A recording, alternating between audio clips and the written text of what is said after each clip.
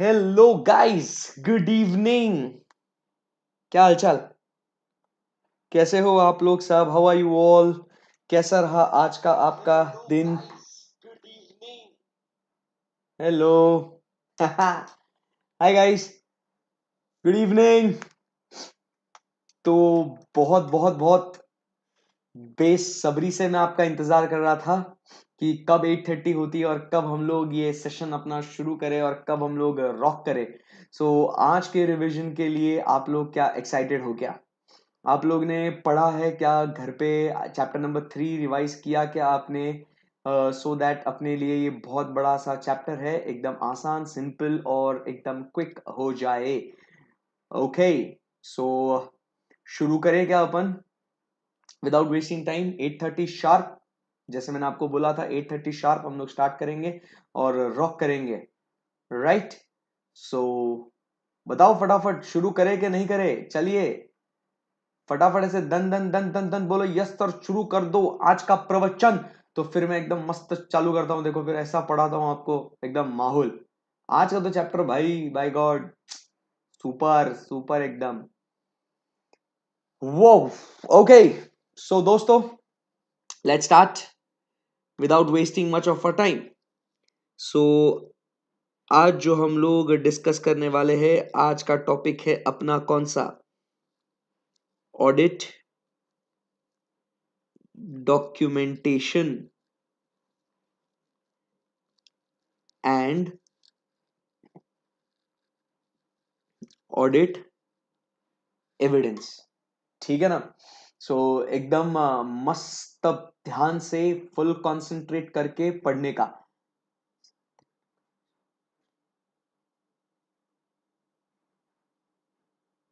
ठीक, so let us start now. So सबसे पहले जो आज हम लोग अभी टॉपिक अंडर डिस्कशन लेंगे, जो सबसे बड़ा है, रेगुलर क्लास में भी मैंने आपको उसको पहले पढ़ाया था।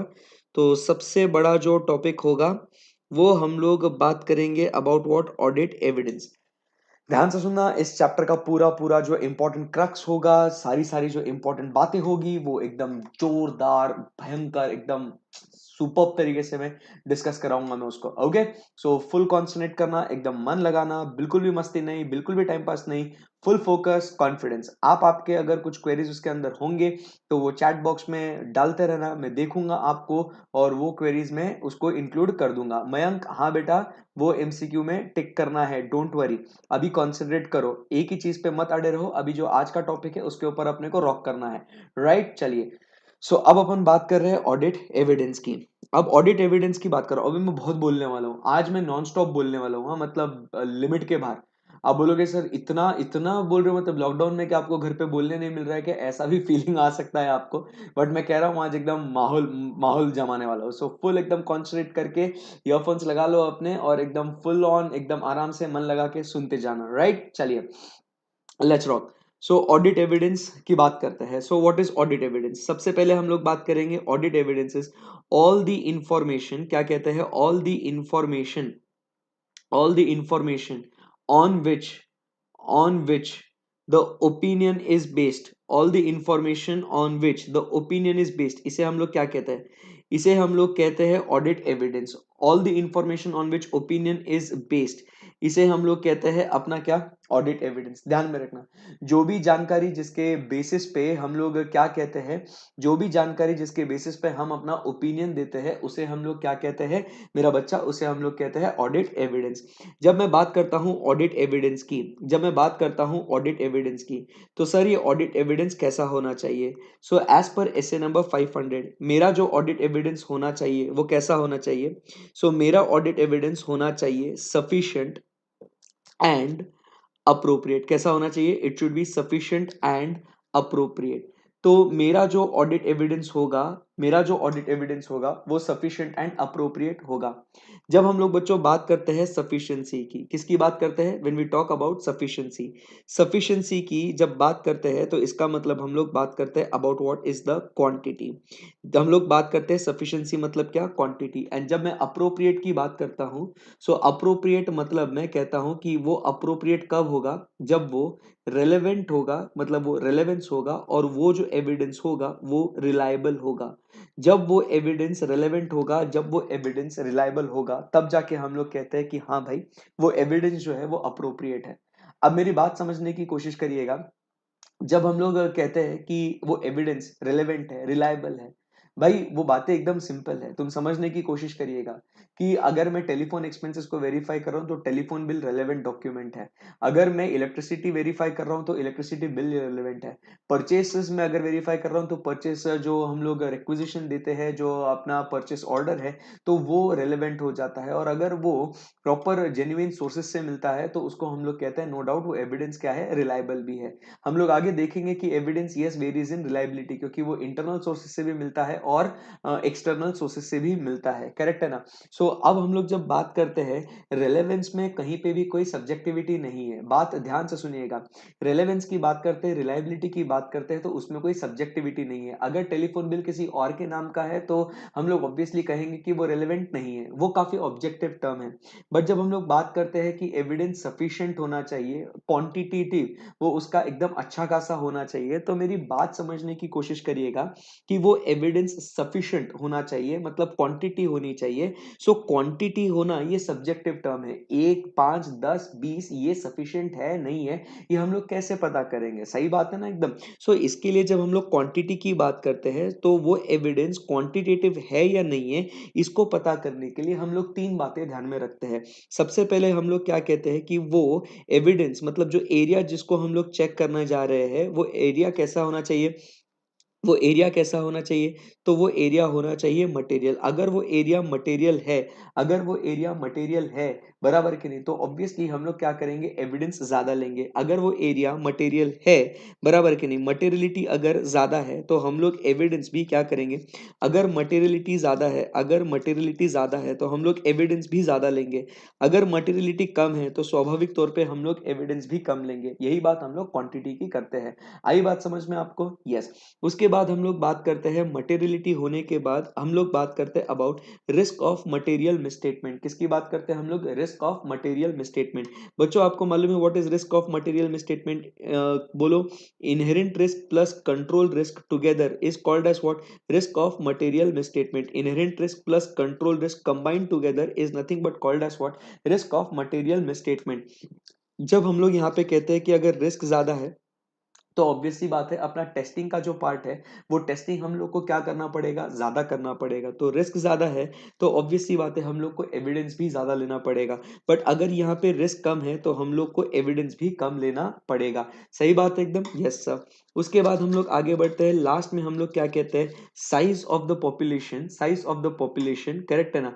तो साइज ऑफ द पॉपुलेशन की जब हम लोग बात करते हैं तो यहाँ पे हम लोग क्या कहते हैं कि बच्चा, कि अगर वो पॉपुलेशन की साइज अगर ज्यादा है तो ऑब्वियसली एविडेंस हम लोग को ज्यादा लेना पड़ेगा। साइज अगर कम है तो एविडेंस हम लोग को कम लेना पड़ेगा। इसमें और एक इसी के अंदर एक पॉइंट और आ जाता है, वो क्या कहता है कि अगर आपका पॉपुलेशन होमोजीनियस है और आपका अगर पॉपुलेशन हेट्रोजीनियस है, बराबर के नहीं, तो आपका पॉपुलेशन कैसा है, कैरेक्टरिस्टिक्स ऑफ पॉपुलेशन जिसे हम लोग कहते हैं। So size and characteristics of population. तो अगर आपका पॉपुलेशन होमोजीनियस है तो हम लोग यहाँ पे एविडेंस जो लेंगे वो कम। पर अगर हेट्रोजीनियस है, अलग अलग कैटेगरी को बिलोंग करता है, तो हम लोग एविडेंस क्या करेंगे, ज्यादा लेंगे। आई बात समझ में आपको? Yes sir. सो जब हम लोग बात करते हैं यहाँ पे कि हम लोग को एकदम आराम से कॉन्सेंट्रेट करते जाना, सारी चीजें एकदम आराम से प्यार मोहब्बत से समझा दूंगा आपको। सो अब जैसे हम लोग कहते हैं कि अपना जो एविडेंस होना चाहिए वो सफिशिएंट होना चाहिए, अप्रोप्रिएट होना चाहिए। तो सर अप्रोप्रिएट ही ऑब्जेक्टिव टर्म है, इसमें कोई अपने को टेंशन ही नहीं है। बट जब हम लोग बात करते हैं सफिशिएंसी की, तो सफिशिएंसी में हम लोग को देखना है कौन सी तीन बातें यहाँ पे हम लोग को देखना है यहाँ पे बच्चों। तो हम लोग को देखना है यहाँ पे हम लोग को देखना है materiality, risk of material misstatement, size and characteristics of population. किसकी बात करना है? Size and characteristics of population. सही बात है एकदम। Yes sir. तो इसके बाद जब हम लोग बात करते हैं कि ओके हम लोग को एविडेंस कलेक्ट करना है, इसमें कोई डाउट नहीं है। तो अगर हम लोग को एविडेंस कलेक्ट करना है और वो होना चाहिए सफिशिएंट भी और अप्रोप्रिएट भी, वो होना चाहिए कैसा, सफिशिएंट भी एंड अप्रोप्रिएट भी। तो अब सवाल ये आता है कि सर हम लोग को एविडेंस अगर कलेक्ट करना है तो हम लोग एविडेंस कलेक्ट करें तो कैसे करें। सो यहाँ पे हम लोग नेक्स्ट बात करते हैं audit procedures to obtain audit evidence. अगला जो पॉइंट अपना आता है वो क्या आता है, ऑडिट प्रोसीजर्स। अगला जो पॉइंट आता है वो क्या आता है, audit procedures to obtain, audit procedures to obtain, audit procedures to obtain audit evidence, audit procedures to obtain audit evidence. क्या बोलते हैं अपन, audit procedures to obtain audit evidence, correct है ना एकदम। So what are the audit procedures to obtain audit evidence. तो सबसे पहले हम लोग बात करते हैं अबाउट व्हाट, फर्स्ट थिंग बोलो, what is the audit procedure to obtain audit evidence. So the first procedure we talk about is risk assessment procedure. किसकी बात करते हैं मेरा बच्चा, so first we talk about is the risk assessment procedure. किसकी बात करता हूं मैं यहाँ पे, risk assessment procedure. Risk assessment procedure जिसको हम लोग क्या कहते हैं, रैप, उसको क्या बोलते हैं हम लोग, रैप। सो इस रैप के अंदर हम लोग क्या करते हैं, what do we do under risk assessment procedure. So risk assessment procedure में हम लोग क्या करते हैं, वी आइडेंटिफाई, हम लोग क्या करते हैं, we identify and assess, we identify and assess the risk of material misstatement, risk of material misstatement, बराबर कि नहीं, we identify and assess the risk of material misstatement. Simple सी बात है ना बच्चा, देखो आप समझने की कोशिश करो, as the name suggest risk assessment procedure, as the name suggest क्या, risk assessment procedure. So what is risk assessment procedure, risk को असेस करने वाली procedure. So technically under risk assessment procedure what do we do is we identify and assess the risk of material misstatement, correct है ना। Sir, how do we proceed with identifying and assessing the risk of material misstatement? So by understanding कैसे करते हैं हम लोग, by understanding the entity, by understanding the entity, its environment, बराबर कि नहीं, it's environment, including internal control, including what, internal control. So यहाँ पे हम लोग क्या करते हैं, we identify and assess the risk of material misstatement through understanding the entity, its environment, including its internal control. इसमें कोई डिफिकल्टी है अपने को नहीं। तो इसके बेसिस पे हम लोग डिसाइड कर पाएंगे the nature, timing and extent of our further audit procedure, nature, timing and extent of our further audit procedure. Clear है एकदम बात, यस। बट ये जो भी काम हम लोग कर रहे हैं, ये जो भी काम हम लोग कर रहे हैं यहाँ पे, ये जो है it is based on the auditor's professional judgement, it is based on the auditor's, it is based on the auditor's professional judgement. आई बात समझ में आपको, it is based on what, the auditor's professional judgement, it is based on what, the auditor's professional judgement. मतलब ये उसका अनुमान होगा, उसका जजमेंट होगा कि which area is what having more risk, which area is having what less risk। ये जो पूरा पूरा डिस्कशन होगा, it is based on what, the auditor's professional judgment, it is based on what, the auditor's professional judgment। इसमें किसी को doubt है क्या, नहीं। सो इस बेसिस पे जब ऑडिटर रिस्क असेसमेंट प्रोसीजर करता है उसके प्रोफेशनल जजमेंट पे, तो on that basis he will decide to carry out, he will decide to carry out which audit procedures, बोलो फटाफट, he will decide to carry out which audit procedures, correct। So he will decide to carry out the further audit procedures, he will decide to carry out what, the further audit procedures। आई बात समझ में आपको, yes sir। तो जब बच्चा हम लोग बात करते हैं अबाउट फर्दर ऑडिट प्रोसीजर्स की, किसकी बात करता हूं मैं, अबाउट फर्दर ऑडिट प्रोसीजर्स की। तो फर्दर ऑडिट प्रोसीजर में हमारे पास दो प्रोसीजर्स यहाँ पे हम लोग को दिखते हैं। सो फर्दर ऑडिट प्रोसीजर्स में दो प्रोसीजर्स हम लोग को कौन से दिखते हैं, बताइए। फर्दर ऑडिट प्रोसीजर्स में हमें दो प्रोसीजर्स कौन से दिखते हैं यहाँ पे। तो सबसे पहले हम लोग बात करते हैं यहाँ पे टेस्ट ऑफ कंट्रोल्स की। किसकी बात करते हैं हम लोग मेरा बच्चा, सो हम लोग बात करते हैं about what, the test of controls. किसकी बात करते हैं हम लोग, टेस्ट ऑफ कंट्रोल्स की। तो फर्दर ऑडिट प्रोसीजर्स में हम लोग सबसे पहले बात करते हैं टेस्ट ऑफ कंट्रोल्स। अब सवाल ये आता है कि sir why do we do test of controls, हम लोग टेस्ट ऑफ कंट्रोल्स क्यों करते हैं। तो टेस्ट ऑफ कंट्रोल्स हम लोग करते हैं to check the operating, to check the operating effectiveness, to check the operating effectiveness of internal controls, to check the operating effectiveness of internal controls। Sir एकदम obvious सी बात है कि नहीं। देख यार, टेस्ट ऑफ कंट्रोल्स जब हम लोग बोलते हैं, हम लोग क्या बोलते हैं? Test of controls. किसकी बात करते हैं हम लोग? टेस्ट ऑफ कंट्रोल्स की। So what do we mean by test of controls? एकदम सिंपल सी बात है भाई। टेस्ट ऑफ कंट्रोल्स हम लोग इसीलिए करते हैं ताकि हम लोग को चेक करना है कि कंट्रोल्स का ऑपरेटिंग इफेक्टिवनेस, मतलब कंट्रोल सही से अच्छे से चलते हैं या नहीं है। करेक्ट है ना एकदम? सो अब जब मुझे अगर कंट्रोल्स का ऑपरेटिंग इफेक्टिवनेस देखना है, मुझे क्या देखना है? कंट्रोल्स का ऑपरेटिंग इफेक्टिवनेस अगर मुझे देखना है तो मुझे क्या करना पड़ेगा? बच्चों, can you hear me? Everything is perfect, right? चलिए, सो कॉन्सेंट्रेट करना। सो मुझे कंट्रोल्स का अगर ऑपरेटिंग इफेक्टिवनेस देखना है तो मुझे कौन सी तीन बातें यहाँ पे मुझे देखनी पड़ेगी? सो कौन सी तीन बातें मुझे यहाँ पे कंट्रोल्स की देखनी पड़ेगी? सो मुझे देखना पड़ेगा तीन बातें। वो कौन सी होगी? सो एक हम लोग बात करते हैं अबाउट नेचर। किसकी बात करते हैं अपन? नेचर। ओके, एक सेकंड होल्ड करना बच्चों। I guess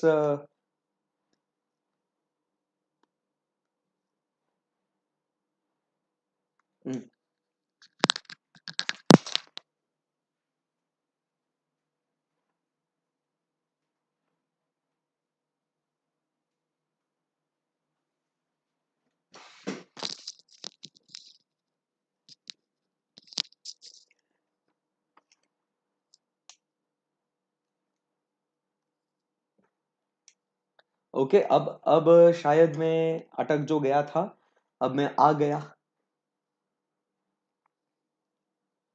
okay, I am back. So all good, all good, all good, yes. Okay, so शायद इसको भी कॉन्सेप्ट थोड़ा हेवी हो गया होगा।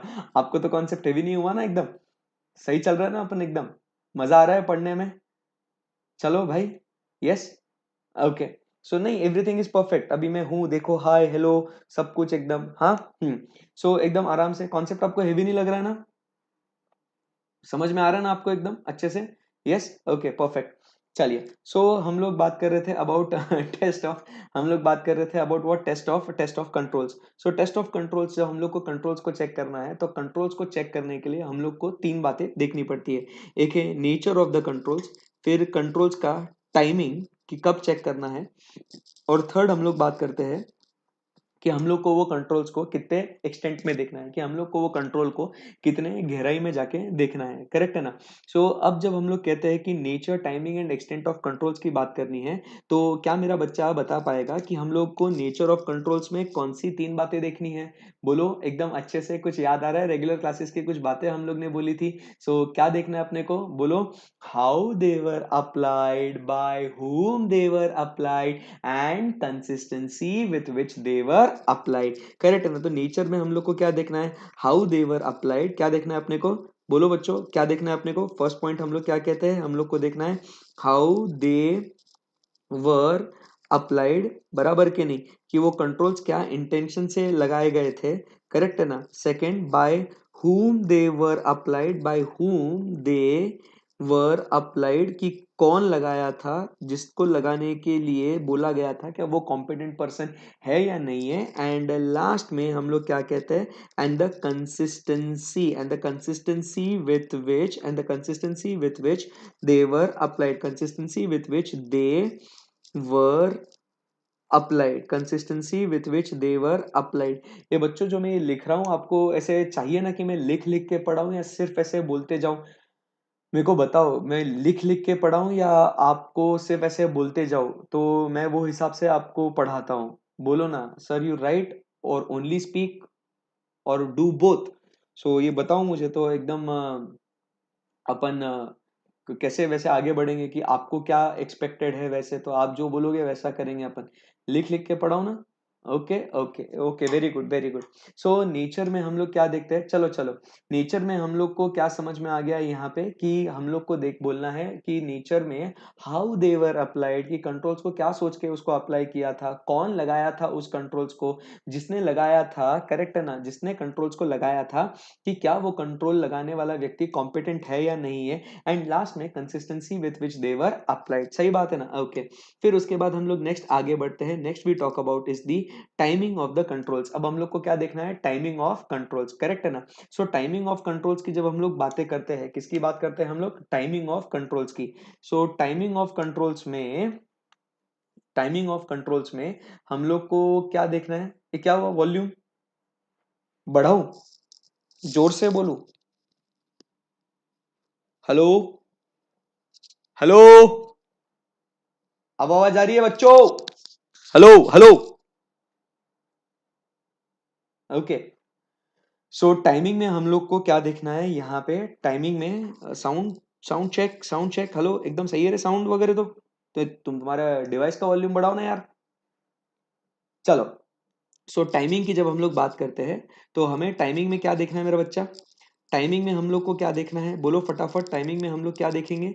सो टाइमिंग में हम लोग देखेंगे पर्टिकुलर पॉइंट ऑफ टाइम। क्या वो हम लोग को सिर्फ एक किसी particular point of time, particular point of time पे देखना है, पर्टिकुलर पॉइंट ऑफ टाइम पे देखना है, या हम लोग को वो थ्रू आउट द पीरियड देखना है? क्या हम लोग को वो थ्रू आउट द पीरियड देखना है? Through out the period, through out the period, through out the period. सही बात है ना? एकदम आराम से ध्यान से सुनना।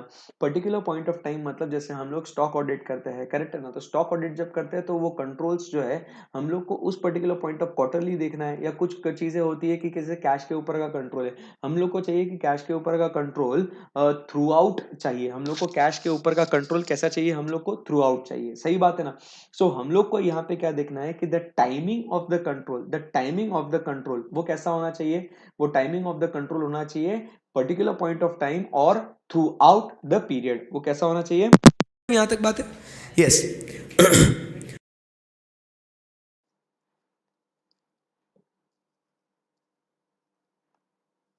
अब देखो बोला, साउंड चेक करो एक बार। मैंने कुछ चीज खोल के रखी थी वो बंद कर दिया, अभी बाद में ये करूंगा।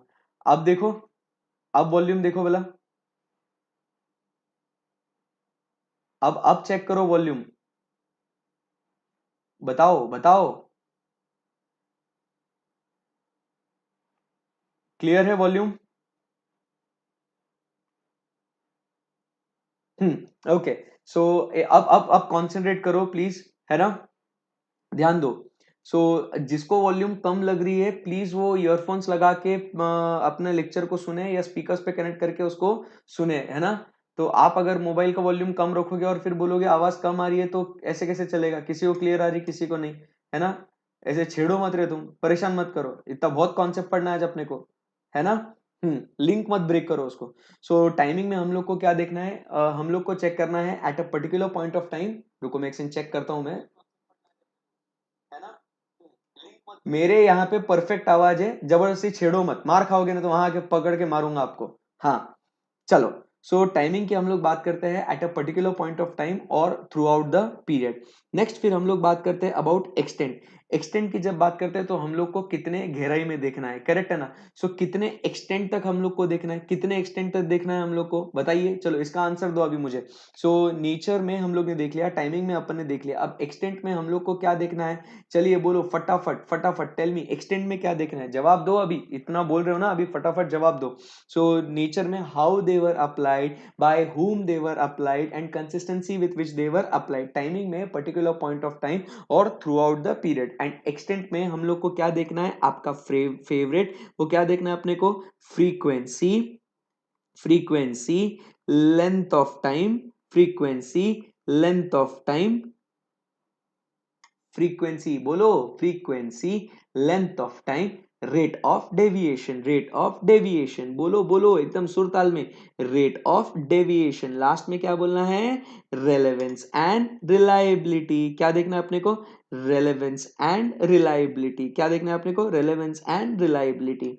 सो हम लोग को एक्सटेंट में क्या देखना है? कि फ्रीक्वेंसी। जब हम लोग बात करते हैं कि हम लोग को कितने हद तक देखना है, बराबर के, तो हम लोग डिसाइड करते हैं एक्सटेंट में कि हम लोग को फ्रीक्वेंसी कितनी बार देखना है, वो कितने समय तक देखना है हम लोग को। एवरी ईयर देखे, एवरी क्वार्टर देखे, करेक्ट है ना? Rate of deviation, rate of deviation मतलब क्या है? कि हम लोग जब रिस्क असेसमेंट प्रोसीजर करे थे, बराबर के नहीं, तो उसमें हम लोग ने एक्सपेक्ट किया था कि कंट्रोल्स इतने इतने अच्छे चलेंगे, इतने इतने बुरे हो सकते हैं। फिर जब हम लोग एक्चुअली टेस्ट करते हैं तो हम लोग को क्या मिलता है? कि उसको एक्चुअल से, मतलब स्टैंडर्ड से उसका कुछ एक्चुअल कुछ अलग होगा, तो उसको हम लोग कहते हैं रेट ऑफ डेविएशन।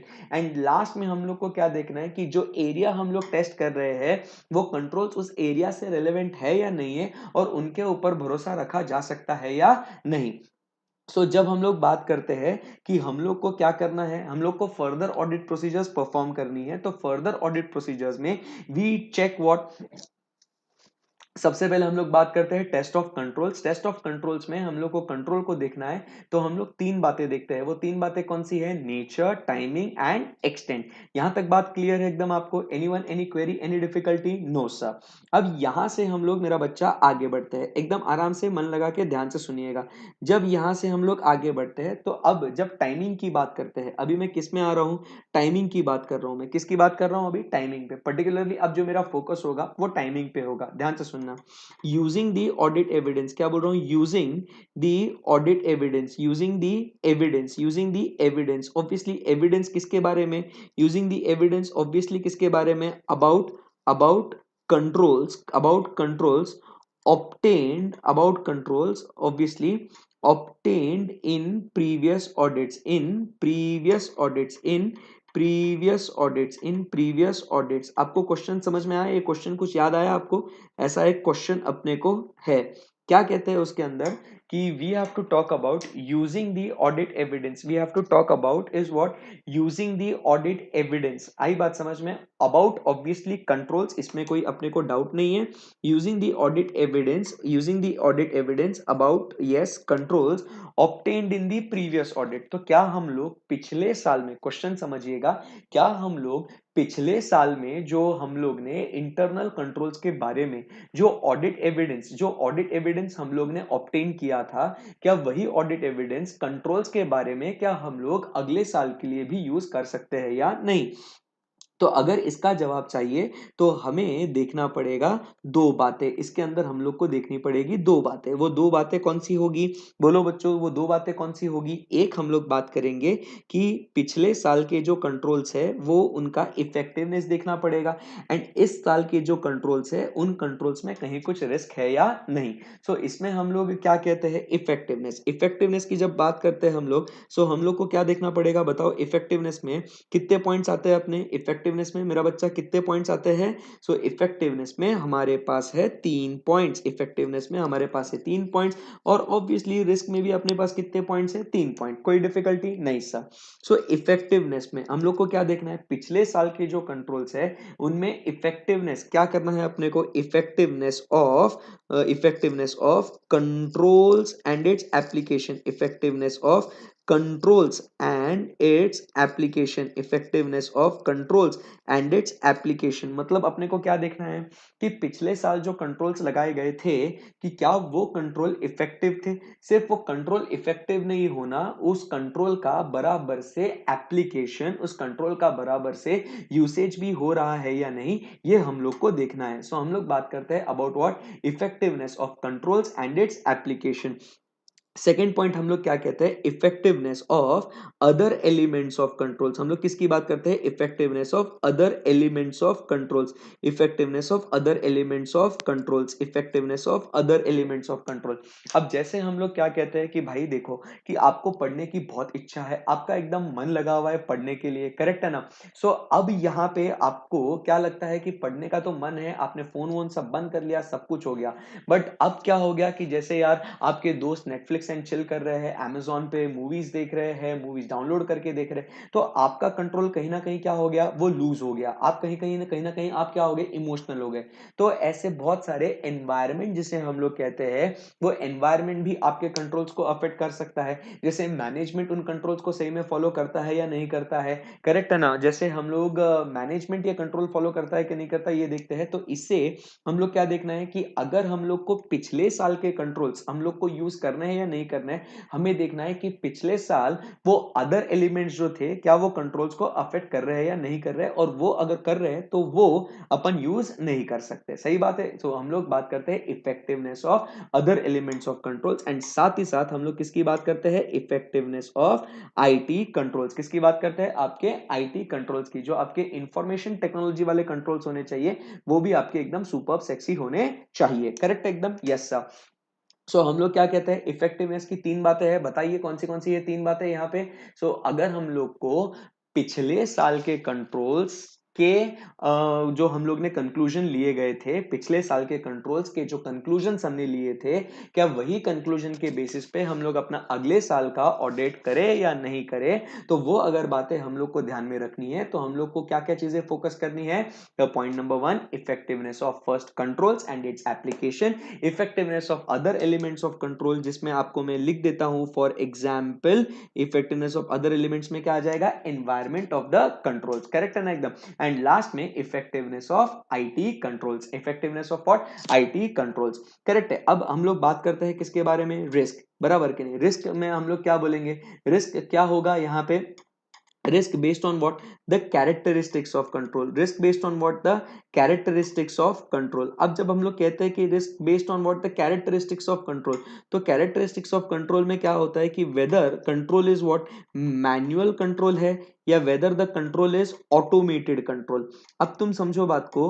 अब पिछले साल के कंट्रोल्स एकदम इफेक्टिव थे, इसमें कोई डाउट नहीं है, बट अब क्या होता है यहाँ पे? अब यहाँ पे क्या होता है, तुम समझने की कोशिश करो। There is characteristics of control के वजह से भी एक रिस्क आ सकता है। अब जैसे हम लोग एग्जाम्पल लेते हैं यहाँ पे, एग्जाम्पल लेते हैं हम लोग यहाँ पे एम्प्लॉयज का अटेंडेंस का, एम्प्लॉयज का अटेंडेंस का। अगर तुम समझने की कोशिश करो एम्प्लॉयज के अटेंडेंस की, जब हम लोग बात करते हैं तो जब एक इंसान जब अटेंडेंस लेता है ना, वो एम्प्लॉय का अटेंडेंस जब एक इंसान लेता है तो उसने फर्स्ट ईयर में एकदम सुपर्ब तरीके से उसने अटेंडेंस ले लिया, बॉस खुश हो गया, ऑडिटर खुश हो गया कि माँ कसम क्या अटेंडेंस लिया है करके, करेक्ट है ना एकदम? बट अब मुझे एक बात बताओ, क्या आप गारंटी दे सकते हो क्या कि नेक्स्ट ईयर भी वो सेम उसी टाइप से क्या कर सकता है? अटेंडेंस लेगा? नहीं। क्यों नहीं? क्योंकि सर ये मैनुअल कंट्रोल है। क्यों नहीं आप गारंटी ले सकते? क्योंकि सर ये कैसा कंट्रोल है? मैनुअल कंट्रोल है। आई बात समझ में आपको? बट अगर आप मुझे बताओ ये ऑटोमेटेड कंट्रोल होता तो क्या होता? जैसे उसने लास्ट ईयर परफॉर्म किया है वो अगले साल भी वैसे ही परफॉर्म करेगा सर, इसमें हमें कोई भी डाउट नहीं है, कोई भी संदेह नहीं है। आई बात समझ में आपको? यस। तो हम लोग को देखना है risk because of what? The characteristics of control, risk because of what? The characteristics of control. Clear है एकदम? यस। तो अब हम लोग उसके बाद आगे बढ़ते हैं। सेकंड पॉइंट अपना क्या कहता है?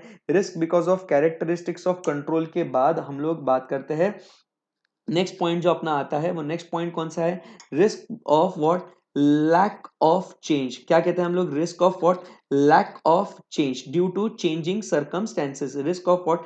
Lack of change, lack of change due to changing circumstances, due to changing circumstances, due to changing circumstances, due to changing circumstances। अब क्या होता है, समय के साथ साथ अपने को क्या करना पड़ेगा? चेंजेस भी तो करने पड़ेंगे ना। लास्ट ईयर जैसे सर्कमस्टेंसेस थे और इस साल जैसे सर्कमस्टेंसेस है, वो चीजों में जमीन आसमान का फर्क हो सकता है, करेक्ट है ना? तो लास्ट ईयर जो कंट्रोल्स अच्छे हैं, बट अब उन कंट्रोल्स को ब्रेक करने के लिए नए वायरसेस, नए हैक्स आ गए हैं, तो ऑब्वियसली आपको अपग्रेड करना पड़ेगा। क्योंकि अब लास्ट ईयर वो वायरस नहीं थे, इसके लिए लास्ट ईयर वो कंट्रोल्स इफेक्टिव थे, बट इस साल वो वायरस आ गए, इसके वजह से अब वो कंट्रोल्स क्या हो जाएंगे? इनइफेक्टिव हो जाएंगे। सही बात है ना एकदम?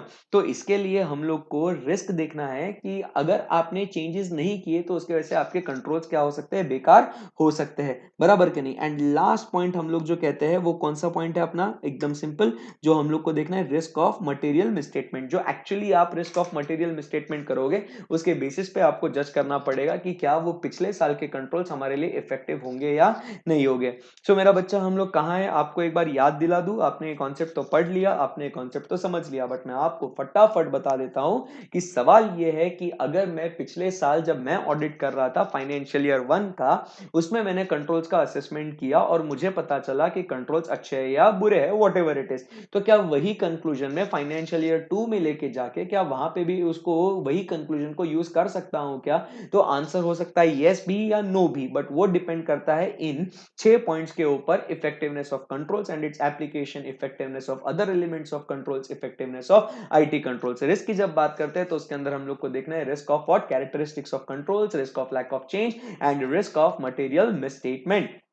आई बात समझ में आपको? यस। तो ये बात हो गई अपनी किसके बारे में मेरा बच्चा? सो ये बात हो गई अपनी टेस्ट ऑफ कंट्रोल्स के बारे में। सो टेस्ट ऑफ कंट्रोल्स अपना खत्म होने के बाद हम लोग यहां से आगे बढ़ते हैं। अब मुझे बताइए कि अपना फर्दर ऑडिट प्रोसीजर्स में आगे हम लोग किसके बारे में बात करते हैं? अब अपने टेस्ट ऑफ कंट्रोल्स के बाद कौन सी प्रोसीजर आएगी? चलिए फटाफट फटाफट बताइए। टेस्ट ऑफ कंट्रोल्स के बाद यहाँ पे हम लोग को कौन सा प्रोसीजर लिखना है? फटाफट फटाफट बताइए। टेस्ट ऑफ कंट्रोल्स के बाद हम लोग को सेकंड प्रोसीजर कौन सा लिखना है? यहाँ पे बताइए। फर्दर ऑडिट प्रोसीजर्स में एक है टेस्ट ऑफ कंट्रोल्स, फिर उसके बाद हम लोग किसकी बात करते हैं? Very good. अब हम लोग बात करते हैं यहाँ पे टेस्ट ऑफ डिटेल्स। हम लोग किसके बारे में बात करते हैं यहाँ पे अभी? टेस्ट ऑफ डिटेल्स की। टेस्ट ऑफ डिटेल्स में हम लोग को क्या करना है? एक पर्टिकुलर ट्रांजैक्शन जो है हम लोग को उसे डिटेल में चेक करना है। अब तुम समझो यहाँ पे टेस्ट ऑफ कंट्रोल्स की जब हम लोग बात करते हैं, एज द नेम सजेस्ट, हम लोग इसको किसको देखते हैं यहाँ पे? टेस्ट ऑफ कंट्रोल्स में हम लोग यहाँ पे कंट्रोल्स को देखते हैं, बराबर कि नहीं? कंट्रोल्स को देखते हैं। और यहाँ पे टेस्ट ऑफ डिटेल्स में हम लोग यहाँ पे ट्रांजैक्शंस को डिटेल में देखते हैं based on the assessment of controls what we do.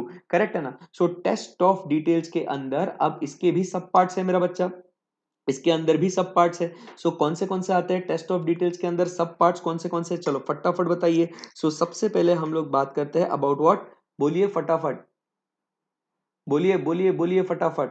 अरे कुछ आपको समझ में आ रहा है क्या? अब भूल गए क्या सारी बातें? ये देखिए, ये हम लोग कहाँ हैं वो? ये उल्टा बोला आपने। यहाँ पे आएगा अपना, यहाँ पे आएगा अपना सब्सटैंटिव प्रोसीजर, यहाँ पे आएगा सब्सटैंटिव प्रोसीजर, बराबर के नहीं? Substantive procedures. और यहाँ पे आएगा अपना टेस्ट ऑफ डिटेल्स। कंफ्यूज कर दिया आपने कमेंट बॉक्स में, मैंने पढ़ा तो मैंने आप पे भरोसा किया, है ना? गलत बोलते हो, ठीक है ना? सो यहाँ पे आता है test of details. Test of details, test of details के बाद यहाँ पे हम लोग बात करते हैं about which procedures? Analytical procedures. Analytical procedures, कौन सी प्रोसीजर्स की बात करते हैं हम लोग यहाँ पे? Analytical procedures. ओके। सो हम लोग सब्सटैंटिव प्रोसीजर्स में, टेस्ट ऑफ डिटेल्स में हम लोग क्या करते हैं? ट्रांजैक्शंस को इन डिटेल चेक करते हैं। एकदम आराम से ध्यान से सुनिएगा। हम लोग टेस्ट ऑफ डिटेल्स में हम लोग क्या करते हैं? हम लोग ट्रांजैक्शंस को डिटेल में चेक करते हैं। डिटेल में मतलब स्टार्ट टू एंड सारी बातें हम लोग चेक करते हैं, उसे हम लोग क्या कहते हैं? Test of details. तो सर जब मैं टेस्ट ऑफ डिटेल्स करता हूं तो मैं क्या करता हूं? I check all the assertions. मैं क्या चेक करता हूं? I check all the assertions. अब असर्शंस मतलब क्या होता है? अब आप समझने की कोशिश कीजिएगा एकदम आराम से। तो अब हम लोग बात कर रहे हैं about what? Assertions. Test of details में अब तुम समझने की कोशिश कीजिएगा कि मैं यहाँ पे डिटेल में सारे असर्शंस चेक करता हूं। अब सारे असर्शंस को चेक करता हूं मतलब मैं क्या करता हूं? सारे असर्शंस को चेक करता हूं मतलब मैं क्या करता हूं? एकदम आराम से ध्यान से मन लगा के सुनिएगा, है ना? पहले तो मैं आपको समझाता हूं what is the meaning of the term assertion. assertion मतलब whatever you assert, whatever you speak, whatever the judgment you derive by looking at a particular item is called as what? Assertion। एकदम simple plain language में बता रहा हूं what is assertion। जैसे हम लोग यहाँ पे ये एग्जाम्पल, ये लिखना मत, बराबर कि नहीं? ये मैं इरेज करने वाला हूं। फॉर एग्जाम्पल जब मैं यहाँ पे प्लांट एंड मशीनरी देखता हूं, प्लांट एंड मशीनरी में यहाँ पे देखता हूं फाइनेंशियल स्टेटमेंट्स में, what do I see? I see that there is what? Plant and machinery. तो इस प्लांट एंड मशीनरी को देख के आप क्या क्या बोलोगे? आप क्या क्या जजमेंट लगाओगे? बराबर के नहीं? आप क्या क्या मतलब आप क्या क्या इंटरप्रिटेशन लगाओगे? करेक्ट है ना? सो आप क्या बोलोगे कि ये जो प्लांट एंड मशीनरी है ये कंपनी क्या मतलब ownership is of what? Company. Company इसका मालिक है, इसकी वैल्यू ये है, इसको हम लोग एक्चुअली यूज कर रहे हैं। करेक्ट है ना? तो ये इसमें कहीं पे भी ये लोन या वगैरह कुछ ऐसा नहीं है इसके ऊपर। तो आप कुछ कुछ क्या करोगे? अलग अलग जजमेंट्स आप निकालोगे, बराबर के नहीं? तो इसे हम लोग क्या कहते हैं? इन्हीं बातों को हम लोग क्या कहते हैं? इन्हीं बातों को हम लोग कहते हैं these are called as what? The assertions। So these assertions are basically what? These assertions are basically what? The judgments made by managements। judgments made by management। assertions मतलब क्या होता है मेरा बच्चा? assertions मतलब वो बातें होती है which is the judgments which is made by the management। judgments which is made by the management। कौन करता है इसको? मैनेजमेंट इसको जजमेंट करता है और उन बातों को ऑडिटर वेरीफाई करता है कि ओनरशिप, अच्छा ओनरशिप तो मैनेजमेंट का ये जजमेंट है कि ये ओनरशिप है करके, तो ऑडिटर एक्चुअल में जाके इन डिटेल चेक करेगा कि सही में वो ओनरशिप मैनेजमेंट का है या नहीं है। आई बिलीव आपको समझ में आ गया होगा। In short what is the meaning of the term assertion, correct है ना एकदम? Yes sir. सो कौन से असर्शंस को हम लोग देखेंगे? चलिए बच्चों फटाफट चालू हो जाओ, मुझे बताइए कौन से असर्शंस को हम लोग देखते हैं। सो अपन ने इसको रेगुलर क्लासेस में पढ़ा हुआ है एकदम डिटेल में। सो कौन से असर्शंस को देखते हैं हम लोग? मेमोरी टेक्निक क्या बनाया था इसको अपन ने? Crop, measurement, existence, valuation. आई बात समझ में? Crop, measurement, existence, valuation. मतलब हम लोग सबसे पहले क्या देखेंगे? हम लोग देखेंगे कंप्लीटनेस, बराबर के नहीं? फिर उसके बाद हम लोग देखेंगे राइट्स एंड ऑब्लिगेशन। क्या देखेंगे हम लोग? Rights and obligations. फिर उसके बाद हम लोग देखेंगे ऑकरेंस की whether it pertains to the entity.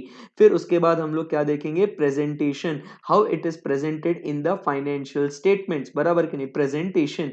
फिर उसके बाद हम लोग क्या देखेंगे? क्रॉप। फिर ये होने के बाद हम लोग को देखना है मेजरमेंट, कि वो करेक्ट पीरियड में रिकॉर्ड हुआ है या नहीं, मेजरमेंट। फिर उसके बाद हम लोग क्या देखते हैं? एग्जिस्टेंस, कि वो उस दिन उस समय एज ऑन 31 मार्च वो मौजूद है या नहीं। एंड लास्ट में हम लोग क्या देखते हैं? वैल्यूएशन। लास्ट में क्या देखते हैं हम लोग? वैल्यूएशन। तो ये सारे सारे असर्शंस हम लोग को देखना है। First thing what you have to remember is that, आप समझने की कोशिश कीजिएगा, आराम से ध्यान से मन लगा के आप समझने की कोशिश कीजिएगा कि completeness, rights, obligation, occurrence, presentation, ये सारे असर्शंस जो हम लोग बात कर रहे हैं, ये सारे असर्शंस आप समझने की कोशिश कीजिएगा। ये सारे आइटम्स को सुटेबल नहीं होते। इनकम एक्सपेंडिचर आइटम्स को अलग अलग सुटेबल होते हैं, एसेट लाइबिलिटीज के जो असर्शंस है उसको अलग अलग जगह सूट करते हैं, करेक्ट है ना एकदम? सो ये सारे चीजें जब मैं चेक करता हूं, इसे हम लोग क्या कहते हैं? इसे हम लोग क्या कहते हैं बच्चा? इसे हम लोग कहते हैं test of details.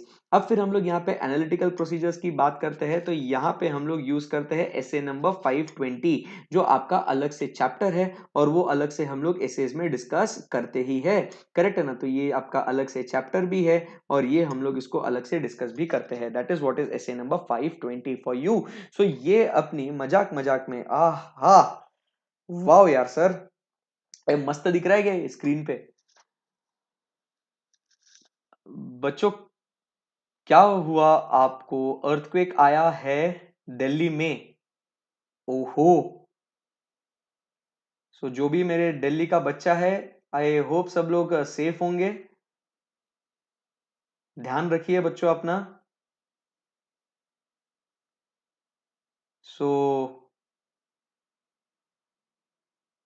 We have to continue with this lecture ना? पढ़ना तो है अपने को। जो दिल्ली में है अभी तो वो सेफ जगह पहुंच जाओ।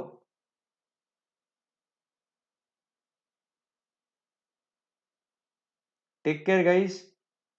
तो हम लोग को तो पढ़ना है अभी कि we have to take a break? पढ़ना है ना? ओके सो फटाफट कॉन्सेंट्रेट करो एकदम अच्छे से। ओके सो ये सारी बातें हम लोग ने अभी तक डिस्कस करी है। चलिए चलिए चलिए चलिए कॉन्सेंट्रेट करिए। दिल्ली वालों ध्यान रखियो यार, जिगर का टुकड़ा हो तुम लोग, ठीक है ना? ओके सो यहाँ पे हम लोग बात कर रहे हैं अबाउट व्हाट, ये सारी बातें हम लोग ने कर ली about the different types of, कहा था मैं? ये audit procedures, this is how we perform the audit procedures to obtain audit evidence. अब एकदम ध्यान से सुनिएगा, मन लगा के please everyone concentrate now. Chat मत करो अभी, please please please, everybody concentrate, stop, no chatting now, please stop. अब एकदम आराम से मैं जो पढ़ा रहा हूं अभी उसको ध्यान से सुनिएगा, समझिएगा। ओके ओके सो अब हम लोग बात कर रहे हैं यहाँ पे ऑडिट प्रोसीजर्स। बेसिकली अपने जो ऑडिट प्रोसीजर्स है, वो ऑडिट प्रोसीजर्स कौन से है बेटा? ये आपको समझ में आ गया ना? अपने ऑडिट प्रोसीजर्स कौन से हैं? सो ये रिस्क असेसमेंट प्रोसीजर है, फर्दर ऑडिट प्रोसीजर्स है, करेक्ट है ना? इसमें हम लोग ने क्या देखा, बात समझने की कोशिश कीजिएगा। इसमें हम लोग ने क्या देखा है कि रिस्क असेसमेंट प्रोसीजर में हम लोग रिस्क को असेस करेंगे, फर्दर ऑडिट प्रोसीजर्स में हम लोग कंट्रोल्स को देखते हैं, और सब्सटेंटिव प्रोसीजर्स में हम लोग टेस्ट ऑफ डिटेल्स देखते हैं, ट्रांजैक्शन को पूरा डिटेल में चेक करते हैं और एनालिटिकल प्रोसीजर्स करते हैं, और हम दोनों उस कॉम्बिनेशन में भी हम लोग यूज कर सकते हैं। हम लोग क्या कर सकते हैं, उस कॉम्बिनेशन में भी हम लोग यूज कर सकते हैं, करेक्ट है ना।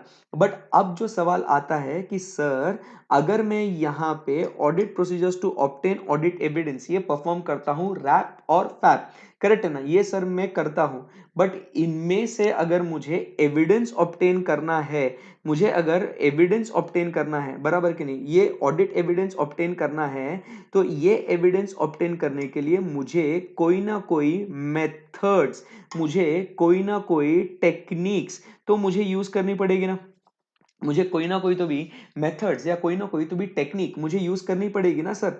देखिए आप समझने की कोशिश कीजिएगा, मैं रैप और फैप में कर लूंगा, इसमें कोई डाउट नहीं है, बराबर के नहीं। सर मुझे ये भी मालूम है कि मुझे रिस्क असेसमेंट प्रोसीजर परफॉर्म करना है, मुझे फर्दर ऑडिट प्रोसीजर्स परफॉर्म करना है, I know it, it's very simple, इसमें कोई डाउट नहीं है, करेक्ट है ना। बट तुम मेरा बच्चा बात समझने की कोशिश कर कि अगर तुझे यहाँ पे ये प्रोसीजर्स परफॉर्म करने हैं तो उसके लिए तुझे कुछ ना कुछ तो टूल्स, टेक्निक्स, मेथड्स, प्रोसीजर्स कुछ तो यूज करना पड़ेगा ना यहाँ पे। सो यहाँ पे आप जो तकनीकें आप इस्तेमाल करते हो उसे हम लोग क्या कहते हैं, ओ आई, बोलो OICAI। हम लोग क्या यूज करते हैं यहाँ पे, अपना मेमोरी टेक्निक क्या है बच्चों, OICAI। जमी क्या बात आपको यहाँ पे, यस एकदम बढ़िया सर। तो हम लोग कौन से टूल्स टेक्निक्स हम लोग यूज करते हैं, तो हम लोग सबसे पहले क्या यूज करते हैं मेरा बच्चा, हम लोग बात करते हैं अबाउट व्हाट, हम लोग बात करते हैं अबाउट ऑब्जर्वेशन। हम लोग किसकी बात करते हैं, about observation. What is observation, looking at a process, looking at a process which is being performed by others is called as what, observation. We talk about is inspection, किसकी बात करते हैं हम लोग, inspection is checking of what, the documents और the records. फिर उसके बाद हम लोग क्या करते हैं, कंप्यूटेशन, हम लोग क्या करते हैं, कंप्यूटेशन। आपको मालूम होगा कंप्यूटेशन में दो बातें आती है, एक हम लोग बात करते हैं अबाउट व्हाट, रिकैलकुलेशन, एक किसके बारे में बात करते हैं हम लोग, रिकैलकुलेशन, बराबर के नहीं, एंड दूसरा हम लोग किसके बारे में बात करते हैं, बोलो, री परफॉर्मेंस। एक हम लोग बात करते हैं अबाउट रिकैलकुलेशन, किसकी बात करते हैं हम लोग, रिकैलकुलेशन, एंड दूसरा हम लोग बात करते हैं अबाउट री परफॉर्मेंस, किसकी बात करते हैं हम लोग, री performance. Okay okay, so this is what is calculation, this is what is computation. Recalculation मतलब हम लोग अरिथमेटिकल एक्यूरेसी को चेक करने के लिए जो काम करते हैं उसे हम लोग कहते हैं रिकैलकुलेशन। और जो भी ऑडिट प्रोसीजर्स हमने ऑलरेडी परफॉर्म करी है उसको मैनेजमेंट ने जो परफॉर्म करे है जो कामकाज, उसी काम को हम लोग फिर से परफॉर्म करके देखेंगे कि वो बराबर है या नहीं। री-परफॉर्मेंस is basically what an auditor's independent execution of the procedures which are performed by the management. Then we talk about is, यहाँ पे हम लोग नेक्स्ट हम लोग बात करते हैं अबाउट व्हाट, एनालिटिकल प्रोसीजर्स, किसकी बात करते हैं हम लोग, एनालिटिकल प्रोसीजर्स की बात करेंगे। और लास्ट में हम लोग बात करेंगे about what, inquiry and confirmation, किसकी बात करेंगे हम लोग, इंक्वायरी एंड कंफर्मेशन। आई बात समझ में। सो जब हम लोग ऑडिट प्रोसीजर्स को परफॉर्म करेंगे, जब हम लोग क्या करेंगे, ऑडिट प्रोसीजर्स को परफॉर्म करेंगे, उन ऑडिट प्रोसीजर्स में हम लोग को कुछ टूल्स टेक्निक्स हम लोग को यूज करनी पड़ेगी, बराबर कि नहीं। तो उन टूल्स एंड टेक्निक्स को जब हम लोग यूज करते हैं, आई बात समझ में, तो उस समय पे हम लोग क्या करना पड़ेगा, हम लोग को, बोलो बच्चों, हम लोग को उस घड़ी उस समय हम लोग को क्या करना पड़ेगा, बोलो बच्चा, उस समय हम लोग को क्या करना पड़ेगा, हम लोग को OICAI ये हम लोग को यूज करना पड़ेगा। परफेक्ट है एकदम, यस। चलिए अब यहां से हम लोग आगे बढ़ते हैं, अब हम लोग बात करते हैं टाइप ऑफ ऑडिट एविडेंस। एकदम सुपर दिख रहा है ना ये चार्ट, वाह यार, कितना ब्यूटीफुल लग रहा है, वाह, सुपर। चलिए आज तो राइटिंग भी बहुत जोरदार आ रही है मेरी चलो, सो अब यहां से हम लोग आगे बढ़ते हैं। अब आपको समझ में आ गया है कि ऑडिट एविडेंस क्या है और कैसे कैसे अपन ने यहां तक पढ़ लिया। अब फिर यहां से हम लोग आगे बढ़ते हैं और अब हम लोग सवाल उठाते हैं कि what are the different types of audit evidence, types of audit evidence. अगला सवाल अपना क्या आता है, टाइप्स ऑफ ऑडिट एविडेंस। पूरा पूरा रिवीजन ऐसा एकदम धांसू, बराबर कि नहीं, टाइप्स ऑफ ऑडिट एविडेंस फटाफट रिवाइज करने के लिए आपको मजा आना चाहिए, करेक्ट है ना। सो यहाँ पे हम लोग बात करते हैं टाइप्स ऑफ ऑडिट एविडेंस की। तो मेरा बच्चा मुझे बताएगा what are the different types of audit evidence we have, idea है आपको, what are the different types of audit evidence, anyone, चलिए बताइए what are the different types of audit evidence, चलो बताइए मुझे। So what are the different types of audit evidence, तो एक जो टाइप ऑफ ऑडिट एविडेंस हम लोग बात करते हैं सो वो है it depending upon the source, बराबर के नहीं, एंड दूसरा हम लोग कहते हैं डिपेंडिंग अपॉन नेचर। पहले क्या लिखे, चलो सर हम लोग ने जैसे क्लास में आता depending upon nature and depending upon source, किसकी बात करेंगे अपन, depending upon nature depending upon source. So जब हम लोग टाइप्स ऑफ ऑडिट एविडेंस की बात करते हैं डिपेंडिंग अपॉन नेचर, हम लोग क्या कहते हैं, दो टाइप के आते हैं इसके अंदर। एक है डिपेंडिंग अपॉन नेचर हम लोग क्या कहते हैं, एक है विजुअल, ये कलर नहीं यूज करना है अपने को, अलग यूज करेंगे अपन।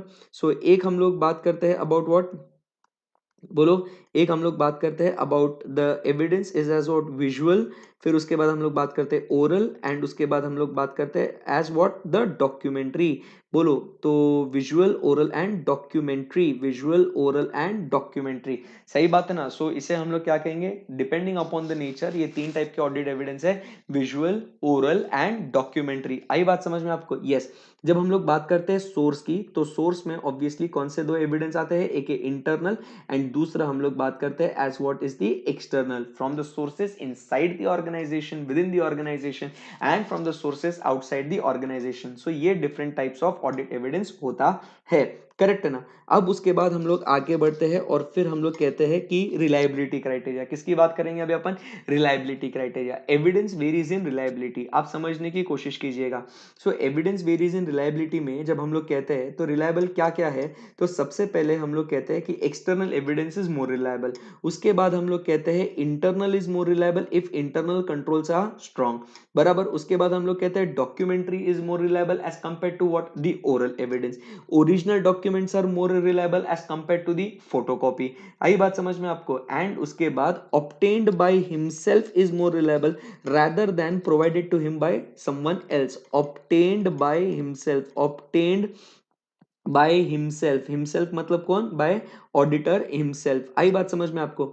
सो यहाँ पे मेरा बच्चा हम लोग क्या कह रहे हैं, आपको समझ में आ गया यहाँ पे। सो सो ये बातें हो गई अपनी, करेक्ट है ना। सो एविडेंस वेरीज इन रिलायबिलिटी में ये बातें हो गई अपनी, ठीक है।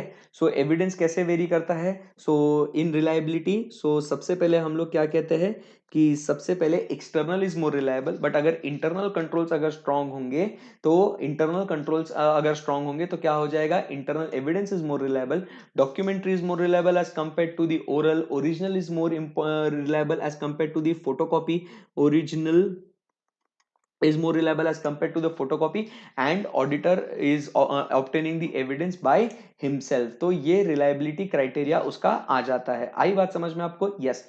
सो ये अपना यहां तक समरी हो गया है ऑडिट एविडेंस का पूरा, जो बेसिक बेसिक जो पार्ट है वो हम लोग ने देख लिया, करेक्ट है ना। इसके अंदर एक क्वेश्चन आता है ऑब्जर्वेशंस अबाउट ऑडिट एविडेंस, वो आप पढ़ लेना, वो एकदम ही सिंपल सा क्वेश्चन है, इसमें कोई डाउट नहीं है। सो ये मेरा बच्चा, अभी तक अपन ने इतना ये बेसिक बेसिक चीजें हम लोग ने डिस्कस करी है, क्या आपको ये समझ में आया क्या, इजी है एकदम ये, राइट, परफेक्ट एकदम, यस, वेरी गुड। सो अब यहां से हम लोग आगे बढ़ते हैं। अब यहां तक अब मुझे बताओ, देखिए मैंने आपको ये सारी सारी बातें, रिस्क असेसमेंट प्रोसीजर, ओ आई सी ए आई, फर्दर ऑडिट प्रोसीजर्स, करेक्ट है ना, सब्सटैंटिव प्रोसीजर्स, एक्सटर्नल कंफर्मेशन, ये तो आगे हम लोग पढ़ेंगे, ये ऑब्जर्वेशंस बाकी है। उसके अलावा ये टाइप्स ऑफ ऑडिट एविडेंस अपना खत्म हो गया, रेलेवेंस एंड रिलायबिलिटी क्राइटेरिया ये मैंने पढ़ा दिया आपको, यहां तक मैंने आपको पूरा पूरा पढ़ा दिया।